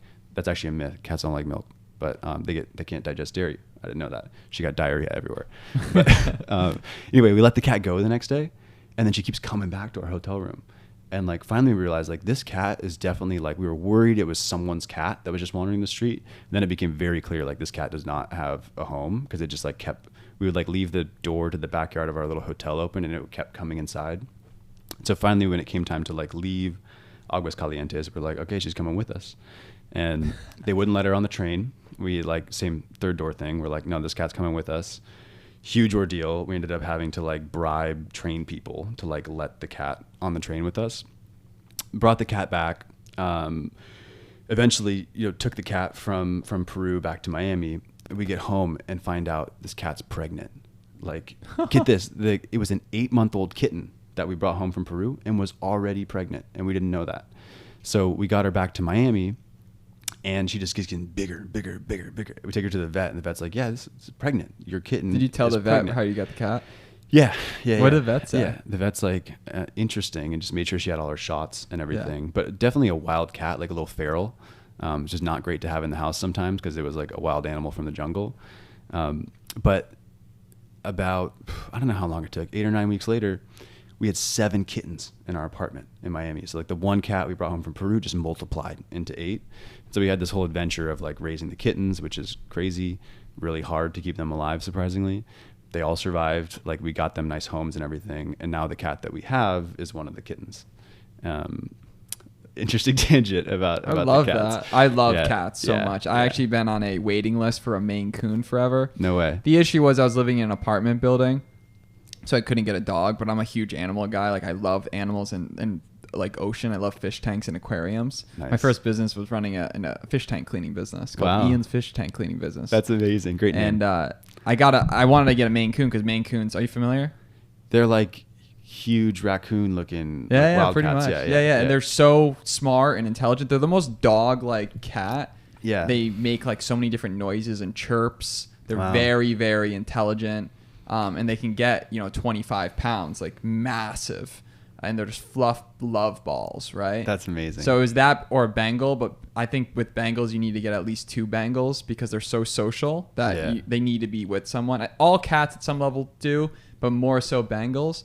So I got on the waiting list for Maine Coon. It's supposed to be 3 to 6 months. It's been a year and a half, almost 2 years now. Wow. And just because they didn't have nearly enough litters. But then I bought a house, and now I have a yard. So I'm like, shit. I was living by myself for like a year before Sky moved in. And I'm like, I'm kind of lonely, man. Like I need to go. And so I wanted to get my dream dog because I love dogs. We grew up with pit bulls. So I found this thing called a Bucerin. So I've been on a waiting list for a Bucerin, which is a big 80-pound full-time job, right? Got it. But I love dogs. So now I'm on a waiting list for that and a Maine Coon. I think I'm not going to get the cat. I'm going to just like continuously push it and push it and push it until I'm in a better living situation because I just can't raise both of those things. Right. But long story, just animals are the best. Yeah, animals are the best because animals focus your brain. Like you're thinking about all this crazy shit, and then like when you see an animal, you turn into an animal. You start communicating with it in like really weird ways. You get down low. You're like, it's the best, man. Like it just I think everyone needs an animal. Right. Anyone who's never taken mushrooms or LSD with their dog is like missed on a whole part of life. There's just a whole part of life that comes from that. Yeah. For sure. And like just petting a dog is the best thing ever. For sure. Right? Like for sure. Yeah. Yeah. And so, I mean, I was a very minimalist person, like had like 3 t-shirts and that sort of thing, like literally owned nothing for a very long time. And so our dog was Steph's. It was like a 1-year-old dog when I met her. And so it felt like a lot of responsibility because like I had intentionally pared my life down so much so I could just kind of pick up and go anywhere. Everything I owned fit in a backpack, that sort of thing. And I was like a little bit hesitant, like now I've got responsibilities like a dog and all that. And it's just been nothing but joy, like a lot more meaning, for sure. And we just have never let it bog us down. Like she just comes everywhere with us and we just kind of assume that she's going to be allowed and like figure out how to get her to be allowed if she's not. And we haven't figured that out with the cat yet because the cat doesn't want to come everywhere, but we'll figure it out. Yeah. But right now we found a sitter here that we've used in Miami a few times.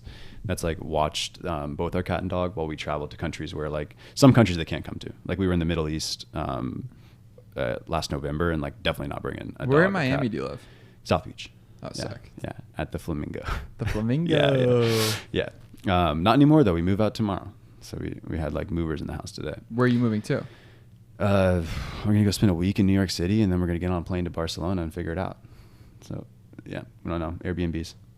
That's awesome, man. Yeah. Airbnb is such a great freaking site. They changed the game. It is. Yeah, it seems like it used to be cheap, and now all of a sudden, like after all the fees and everything, it's always double the price that it says. But in terms of like, if you don't think about the cost so much, but like the value it adds to your life, yeah, like going somewhere and living in Airbnbs is probably like 2 or 3 times more expensive than like renting a lease would be, right?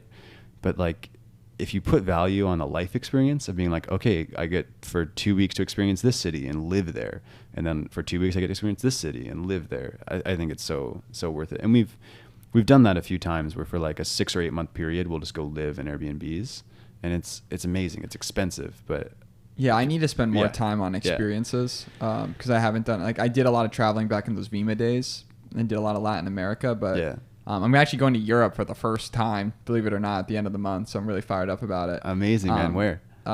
We haven't exactly mapped it out, but it's going to be like a week, and it's going to be like Greece. I want to go to Greece. I want to go to Portugal, Spain, London, which I heard London isn't as great. I guess there's a lot of fried food. That's from what I've heard. Yeah, they're a little crazy there right now too. We had a connecting flight on the way back from Nairobi in like March. It was not that long ago, and it was like a 4-hour layover at London Heathrow. And no joke, it took more than 4 hours to fill out the paperwork just to be allowed to connect through the airport because of COVID restrictions. And they were asking the weirdest questions. Like they asked what my income was for COVID reasons.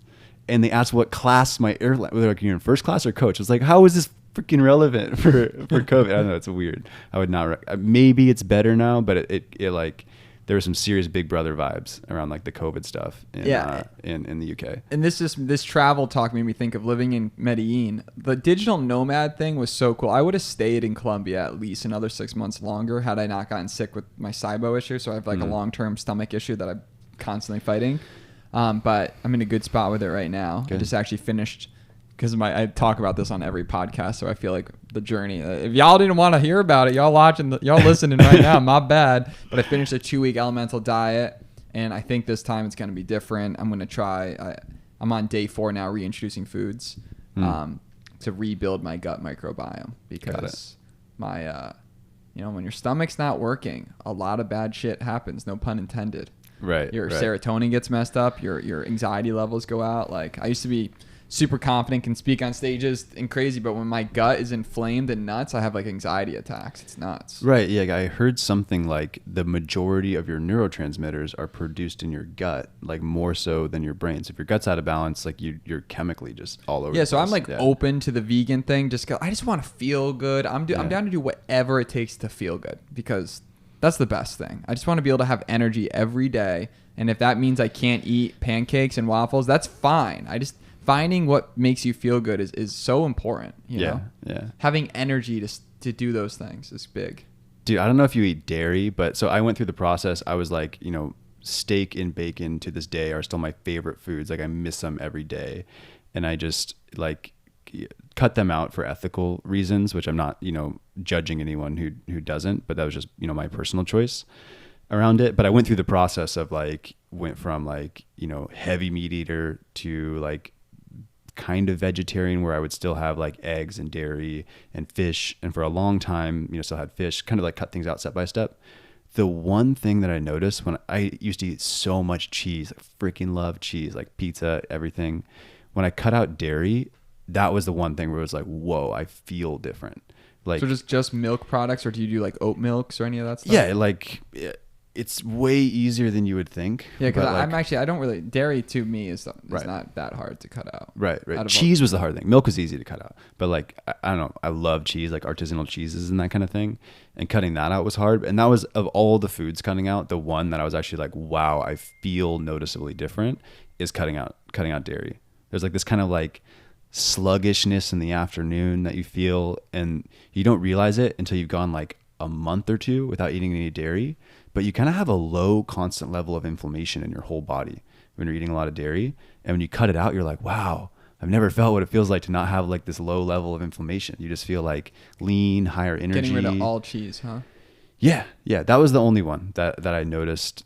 What are the most like least bad cheeses for you? You know, I don't know. Yeah, I think like most things, they're probably fine in other countries. Yeah. But like in the US, our food system is just so like, you know, massively industrialized that like they're just, you know, pretty unhealthy cows that you're getting cheese from that have like a lot of hormones and stuff in the milk.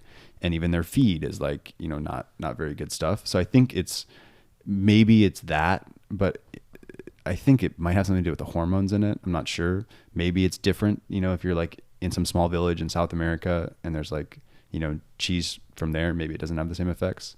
Sky, what's that place called that we're getting our meat from? It's Sustainable Carnivore dudes from Argentina. Rancho. Yeah, Guacho Rancho. It's in Miami. I went because I needed to make a ton of bone broth for this like post-elemental diet thing. They are cool, man. They source all their meat directly from Argentina. Wow. And like it's just beautiful. If you're in the Miami area, that's the way to do it. They're all about sustainable farming, and they only do it through that. And you just believe them. I mean, obviously, the whole thing could be a giant lie, but I don't think so. I think they're as legit as possible. And it's game changer. The meat's so much different. You can just taste it. It's crazy. Yeah, I was actually like scrolling through Twitter the other day, and some guy posted that he's been wearing one of those continuous glucose monitors, and he's like, I'm from the US. Like I had this glucose monitor on for a month in the US, and now I've been traveling around the EU. I've been eating the same diet. And he's like, I have like 1/10 as many glucose spikes in Europe as I do in the US, eating like the same diet. So just at the restaurants there. Yeah. I mean, I don't know that much about the food system, but it does sort of seem like a lot of the like, you know, mass produced food in the US has some stuff that just, you know, isn't the best for you. Yeah. But yeah, I don't get religious about the being vegan thing. It's a personal choice. But yeah, I feel great. Like what was interesting, I actually like my max bench at the gym went up like 10 or 20 pounds and I lost weight.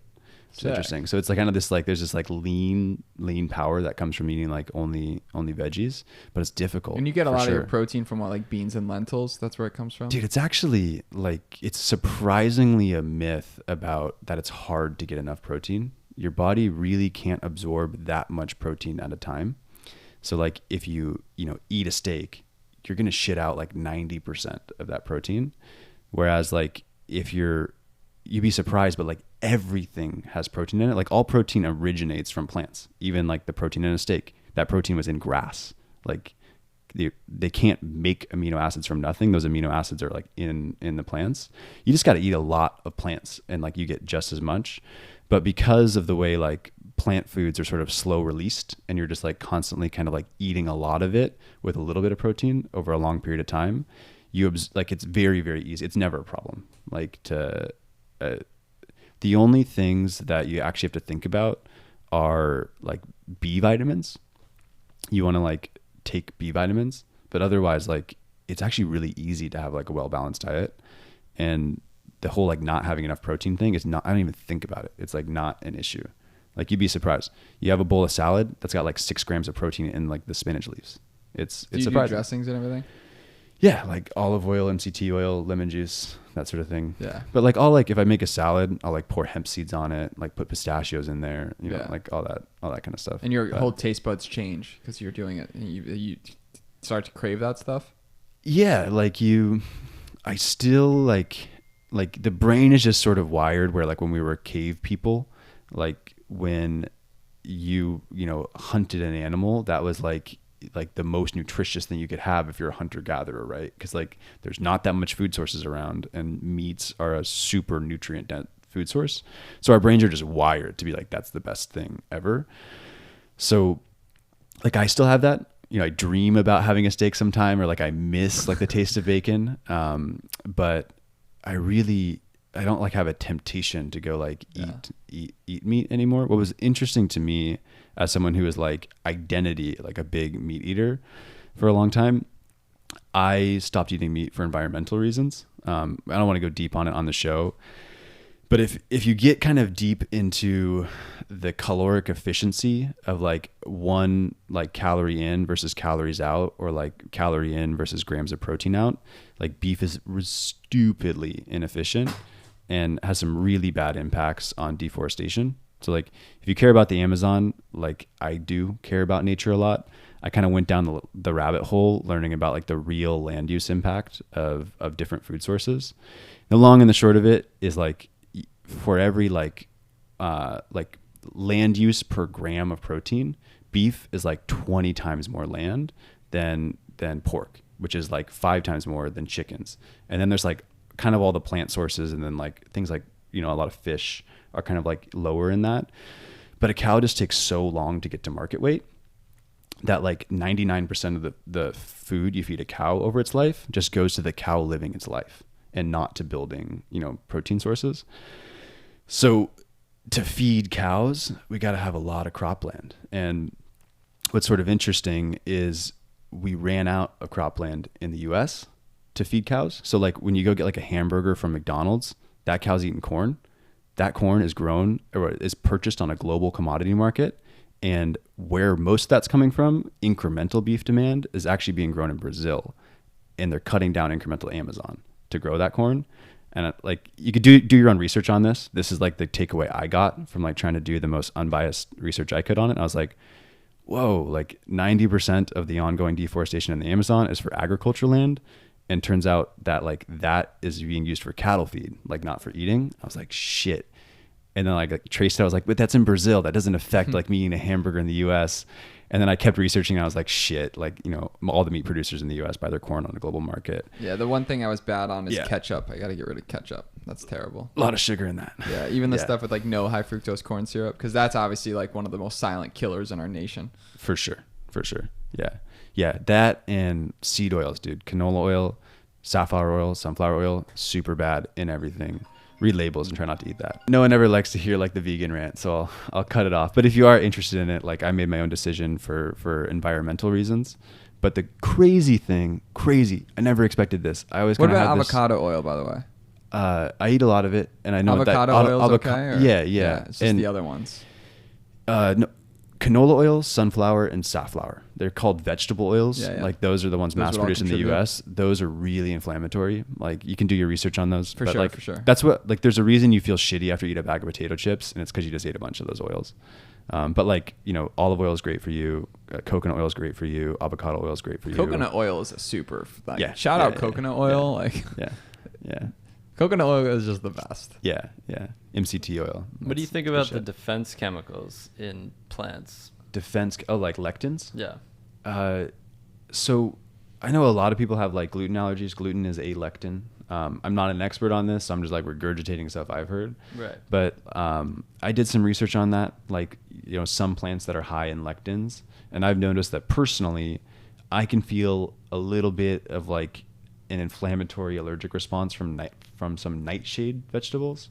So like eggplants, like sometimes if I eat a lot of bell pepper or peppers, I feel like a little bit of an inflammatory response in my body, which is because those have high lectins in the skin and the seeds. Tomatoes too. Gluten is just a lectin, but I think like people have different, you know, reactions to lectins. You know, some people have really strong reactions to it. Some people don't. I think it's an individual thing, but it's something to be aware of, like to research, what the different lectins are and like kind of learn which ones you have a response to. What are your favorite places to eat in Miami that are just like on point with your diet? Oh man, we cook at home mostly. There's like very few like vegan restaurants here. We usually don't go out to restaurants because they use really unhealthy oils most of the time in restaurants. Like they're cooking stuff in bad vegetable oils most places. There's a place called Plant Miami, which is like a raw vegan restaurant that's freaking amazing, really good, and like you feel awesome after eating there. But I don't know, after like 2 or 3 years of having a super clean diet now, you start to get really sensitive to it, where you eat some fried food and you feel shitty for like 6 or 8 hours, which is like crazy. But yeah, so we don't try not to like eat out much cooked food unless it's going to be at a restaurant that's like definitely going to be cooking with like healthy oils, like not frying stuff. Yeah, I'm so stoked to just like pick your brain on these things because I'm just constantly figuring out my own. The thing that's hard about food is that if you're stuck to a diet, you're so used to like, you have a routine, right? Yeah. You develop a routine, even if you think it's healthy and it's still not healthy and it's killing you slowly in a sense. So like taking time thinking about food all the time is so draining, right? It's like, ugh. Like if you actually like, especially once you start cooking your own meals, you're spending like 4 hours a day cooking. So it becomes like non-duplicatable, which is why all these food services came up. Right. But I guess where I was going with it is that it's just so important to get right because I spend way too much time thinking about it. Yeah. For sure. But it's also like I started this gut community because I made all these SIBO videos that got like 80,000 views on YouTube and like continue to grow up because I guess the backlinks are crushing. So there's like 500 plus people in the SIBO community and everyone like helps each other out. Wow. So it's kind of cool. So there's always, no matter what you're suffering in this world, and I've had plenty of different health issues the audience is more than well aware of, if you're honest and open about it, there are people out there going through something so similar or the same thing, and they're dying to talk to you. And yeah, that's awesome because I'd never heard of SIBO before, but it's crazy. You talk about it and like a community just like comes out of the internet. That's amazing. And like they want to help, they want to be there. And you shouldn't feel ashamed of stuff. It's the people that aren't scared to just say what's good with their life in the most authentic way possible, that find help, that find reassurance, that feel better. You're not alone, Right. The worst thing you can do is just not tell anyone, not talk up. Whether it's depression or a health issue, like you need to talk up. Talking up is being brave, but it's also surviving. It's the third path, third door, right? Yeah. You know? So that was just like a PSA. But one thing I always ask, and I'm curious, you've done so much. You're 30, same age. I'm 29, I'm about to be 30 in a month, shout out. And you've done so much in your life, right? You've been able to travel, how many countries now? I don't know, maybe 30, 40-ish. You've stayed in these most exotic locations. You've worked for startups. You've been broke. You've been to these exotic locations. You found the love of your life. You've built successful companies over and over again. What's next for you, man? Like, what's exciting for you? Like, what are things that you're stoked on that you're constantly thinking about on a daily basis? That's an interesting question. I usually have a really clear picture. Like, I've always been very goal oriented. Every year I'd write like my 10-year plan. Like when I'm 30, here's my goals. When I'm 40, here's my goals. And what's good about that is looking back at them, I looked at like the goals by the time I'm 30 and like hit them to the T. The goals that I wrote when I was 20 about when I was 30. So like that, writing goals was like, it works for sure. But one thing Steph taught me was I didn't realize I was just living so much in the future, always planning for the future, always like, sort of, what do you call it? When you're just sort of like sacrificing now, where you're like, I'm okay to like grind a 10, 12 hour day. I'm okay to like spend very little money right now because, I can be patient for like delayed gratification. And I started to have these realizations that like, wow, I look back on like whole 2 or 3 year periods in my life and they just kind of were a blur because I was just like, working so hard, like burning the candle at both ends, so goal and like future focused that I actually just wasn't spending enough time in the moment because I was always thinking about goals. And so one thing I'm trying to do a lot more now is just sort of not have goals, like not have a really like grand plan of what's next. Like right now we're trying to sell one of our businesses, raised venture capital to start another one. So we're launching a natural body wash line to compete with Bronner's. We're going to crush Bronner's. The product is amazing. I wish it was out. We haven't picked a name yet. We're working with a branding firm, but it's like, if you like Bronner's, this is going to blow your mind. It's like really, really good. Like it's an olive oil based body wash. Amazing. Launching that soon. So there's just like, there's a lot going on launching that. And then like, managing the whole OnlyFinder family of businesses. So I'm just not really thinking about much more than like, putting fuel on the fire. Yeah. Like there's a long-term vision of where those things can go, but really just, okay, like what needs to get done this month and trying to knock those out. And I'm sort of enjoying I'm trying to get in touch with this thing called like the choiceless choice. Steph and I just read a book called Becoming, which is really good. It's Becoming with a Q. It's Benjamin Becker and Azria Becker who got married. Like their stories are really crazy. Like he sold a company for like $200 million and she's like a kind of like spirituality coach, like that sort of undersells it, but like as a really good spiritual teacher sort of, and they like came together and have this amazing relationship and channel a lot of like the ancient, wisdom of the Americas into their life through like a lot of shamans and that kind of thing. And there's like, I'm trying to learn more of that kind of thing. Going to do ayahuasca probably at some point this year and start learning that. My friend sort of had thing. an awesome experience with it. Yeah. I mean, I think there's a lot of people that seem to treat it like it's a teacher, and they have a relationship with it where it's like, you know when it's time, when you're like called to the medicine, and when it's got something to teach you and you sit with it and it beats the shit out of you and teaches you something. He said that he felt that like there was these giant trees overlooking him, and he went into like the jungle of like Ecuador or something crazy by himself. Wow. I'm talking about Peter Cloutier Sky. I don't know if you know Peter, but he moved to Colombia right after college at UNH, like chased a girl there, and then ended up staying for like 6 years and just living an amazing life. Like I just love that kid. But he did ayahuasca, and he was telling me that he felt like this like really unique calming sense of almost like a figure was over him, but he wasn't scared about it. It wasn't like a scary figure. It was like this calming, this peaceful thing. I'm trying to think of what I could compare it to, but it just felt very familiar. Many people call it the grandmother, and it's sort of like teaches you and guides you like a wise grandmother. I haven't done it yet. I've read a lot of like, people's writing who kind of do it regularly. Yeah. But I think there's something there. I think if you probably need to treat it with a lot of reverence, right? And you need to like go into it like, I'm not going to do this to like have a psychedelic, like trip out. Like this is going to be a good time experience. It's like, I'm going to go here to get like humbled and shown some uncomfortable truths and like learn some stuff. But yeah, I'm sort of at a phase in life where it's like, I feel like trying to get, less trying to like plow my way through life and like will shit into existence, and more sort of like be in the moment, sit back and feel what flows. Like one of the things they talk about in that book, Becoming, I highly recommend it. It's very different than a lot of like, entrepreneurial content, but it's like a good yin and the yang, like barbell kind of thing. Very different. Like some stuff might come off a little woo woo, but like there's really good, like good things that will stretch your thinking.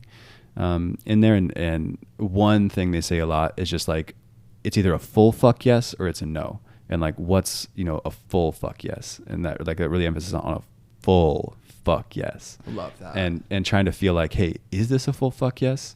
Like what separates this from just being a fuck yeah or a yeah, this sounds fun, to like full fuck yes. So I'm trying to like gain more discernment around like what is the full, what feels like the full fuck yes right now, and just kind of, that's a great lesson in let life. that feeling guide. You're like, what should I do? I mean, if you have to really ask what should I do, it's probably a fuck no. Right. Because Yeah. Like, if it's so exciting about it, you just start doing it. You don't even have to ask yourself. You're right. Like, that sounds great. Where do we start? Right. Yeah. And there's a lot of wisdom in that, like trying to say no to everything by default, because like you don't have space to feel for what is the full fuck yes, or the like ability to pursue it if you've said yes to a bunch of other like not full fuck yes things that were like, yeah, that sounds fun, but it's not a full fuck yes, you fill your life with those things, and then you just don't have the space to either pick up on or discern what is the full fuck yes, or just like the ability to go chase it. So trying to like be in one of those periods where I'm saying no to things, cutting things out, creating some space in life to like pick up on like, you know, what's the, you know, the full fuck yes thing that really like grabs me to go. And if you could go back in time, yeah, and like I love asking this question because it just makes you think, like, if you could go back in time when you're 20 years old and you're about to drop out of school, and current you, 30-year-old you, can talk to that 20-year-old you and say, listen, man, we don't have much time, but you could share 1, 2, or 3 things to him that would have saved you a ton of time, money, headaches, heartaches. And obviously, you know, the 2 things most people say is, I wouldn't have said anything because it made me who I am today, which is a great answer, or I would have invested in Bitcoin, you know. What are maybe some of those lessons that you think could have saved you some of that? I mean, I would definitely go back to my college self and be like, don't drink and party so much. Like, it's still fun to do that, but don't do that like every day of the fucking week. Like, I should have been, because I grew up in Washington where there's beautiful mountains, and I didn't really spend time backpacking or hiking or camping in the mountains until much later when I had a full-time job and was working really hard, and just fell in love with it. Like, it was so amazing, and I just didn't have enough time to go be in the mountains there because I waited until I was like, you know, working 60, 70 hours a week at a startup. That is definitely one where I was like, I would probably still be the same person I am today, but there's a bunch of nights in college that just all blurred together because it was just kind of like getting drunk in the same houses with the same people a bunch of times, where it's like, yeah, it's fun to get wasted and have parties in college, but you really need to do it as many times as you're doing it. Like, I wish I could tell myself, hey, party half as much and then like go backpacking in the freaking beautiful mountains here, because I'm going to remember those experiences a lot more. So that's like an obvious one. I love that. Yeah, that's an obvious one that comes to mind.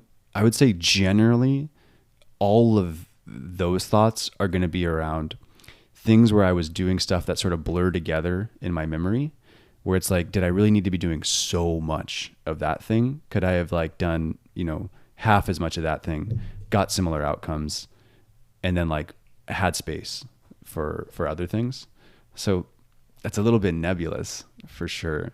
I can try to think of if there is. No, I think that's a perfect answer. That's perfect. It's not even, you don't force it. That's a great answer. Yeah. Cool. I mean, living out in even when I was living in California, I only started going camping like right before I left. And I was like, shit, I didn't realize how sick the Sierra Mountains were. Yeah. Like, damn, they're so gorgeous. Sky went to Big Bear all the time because he was in San Diego.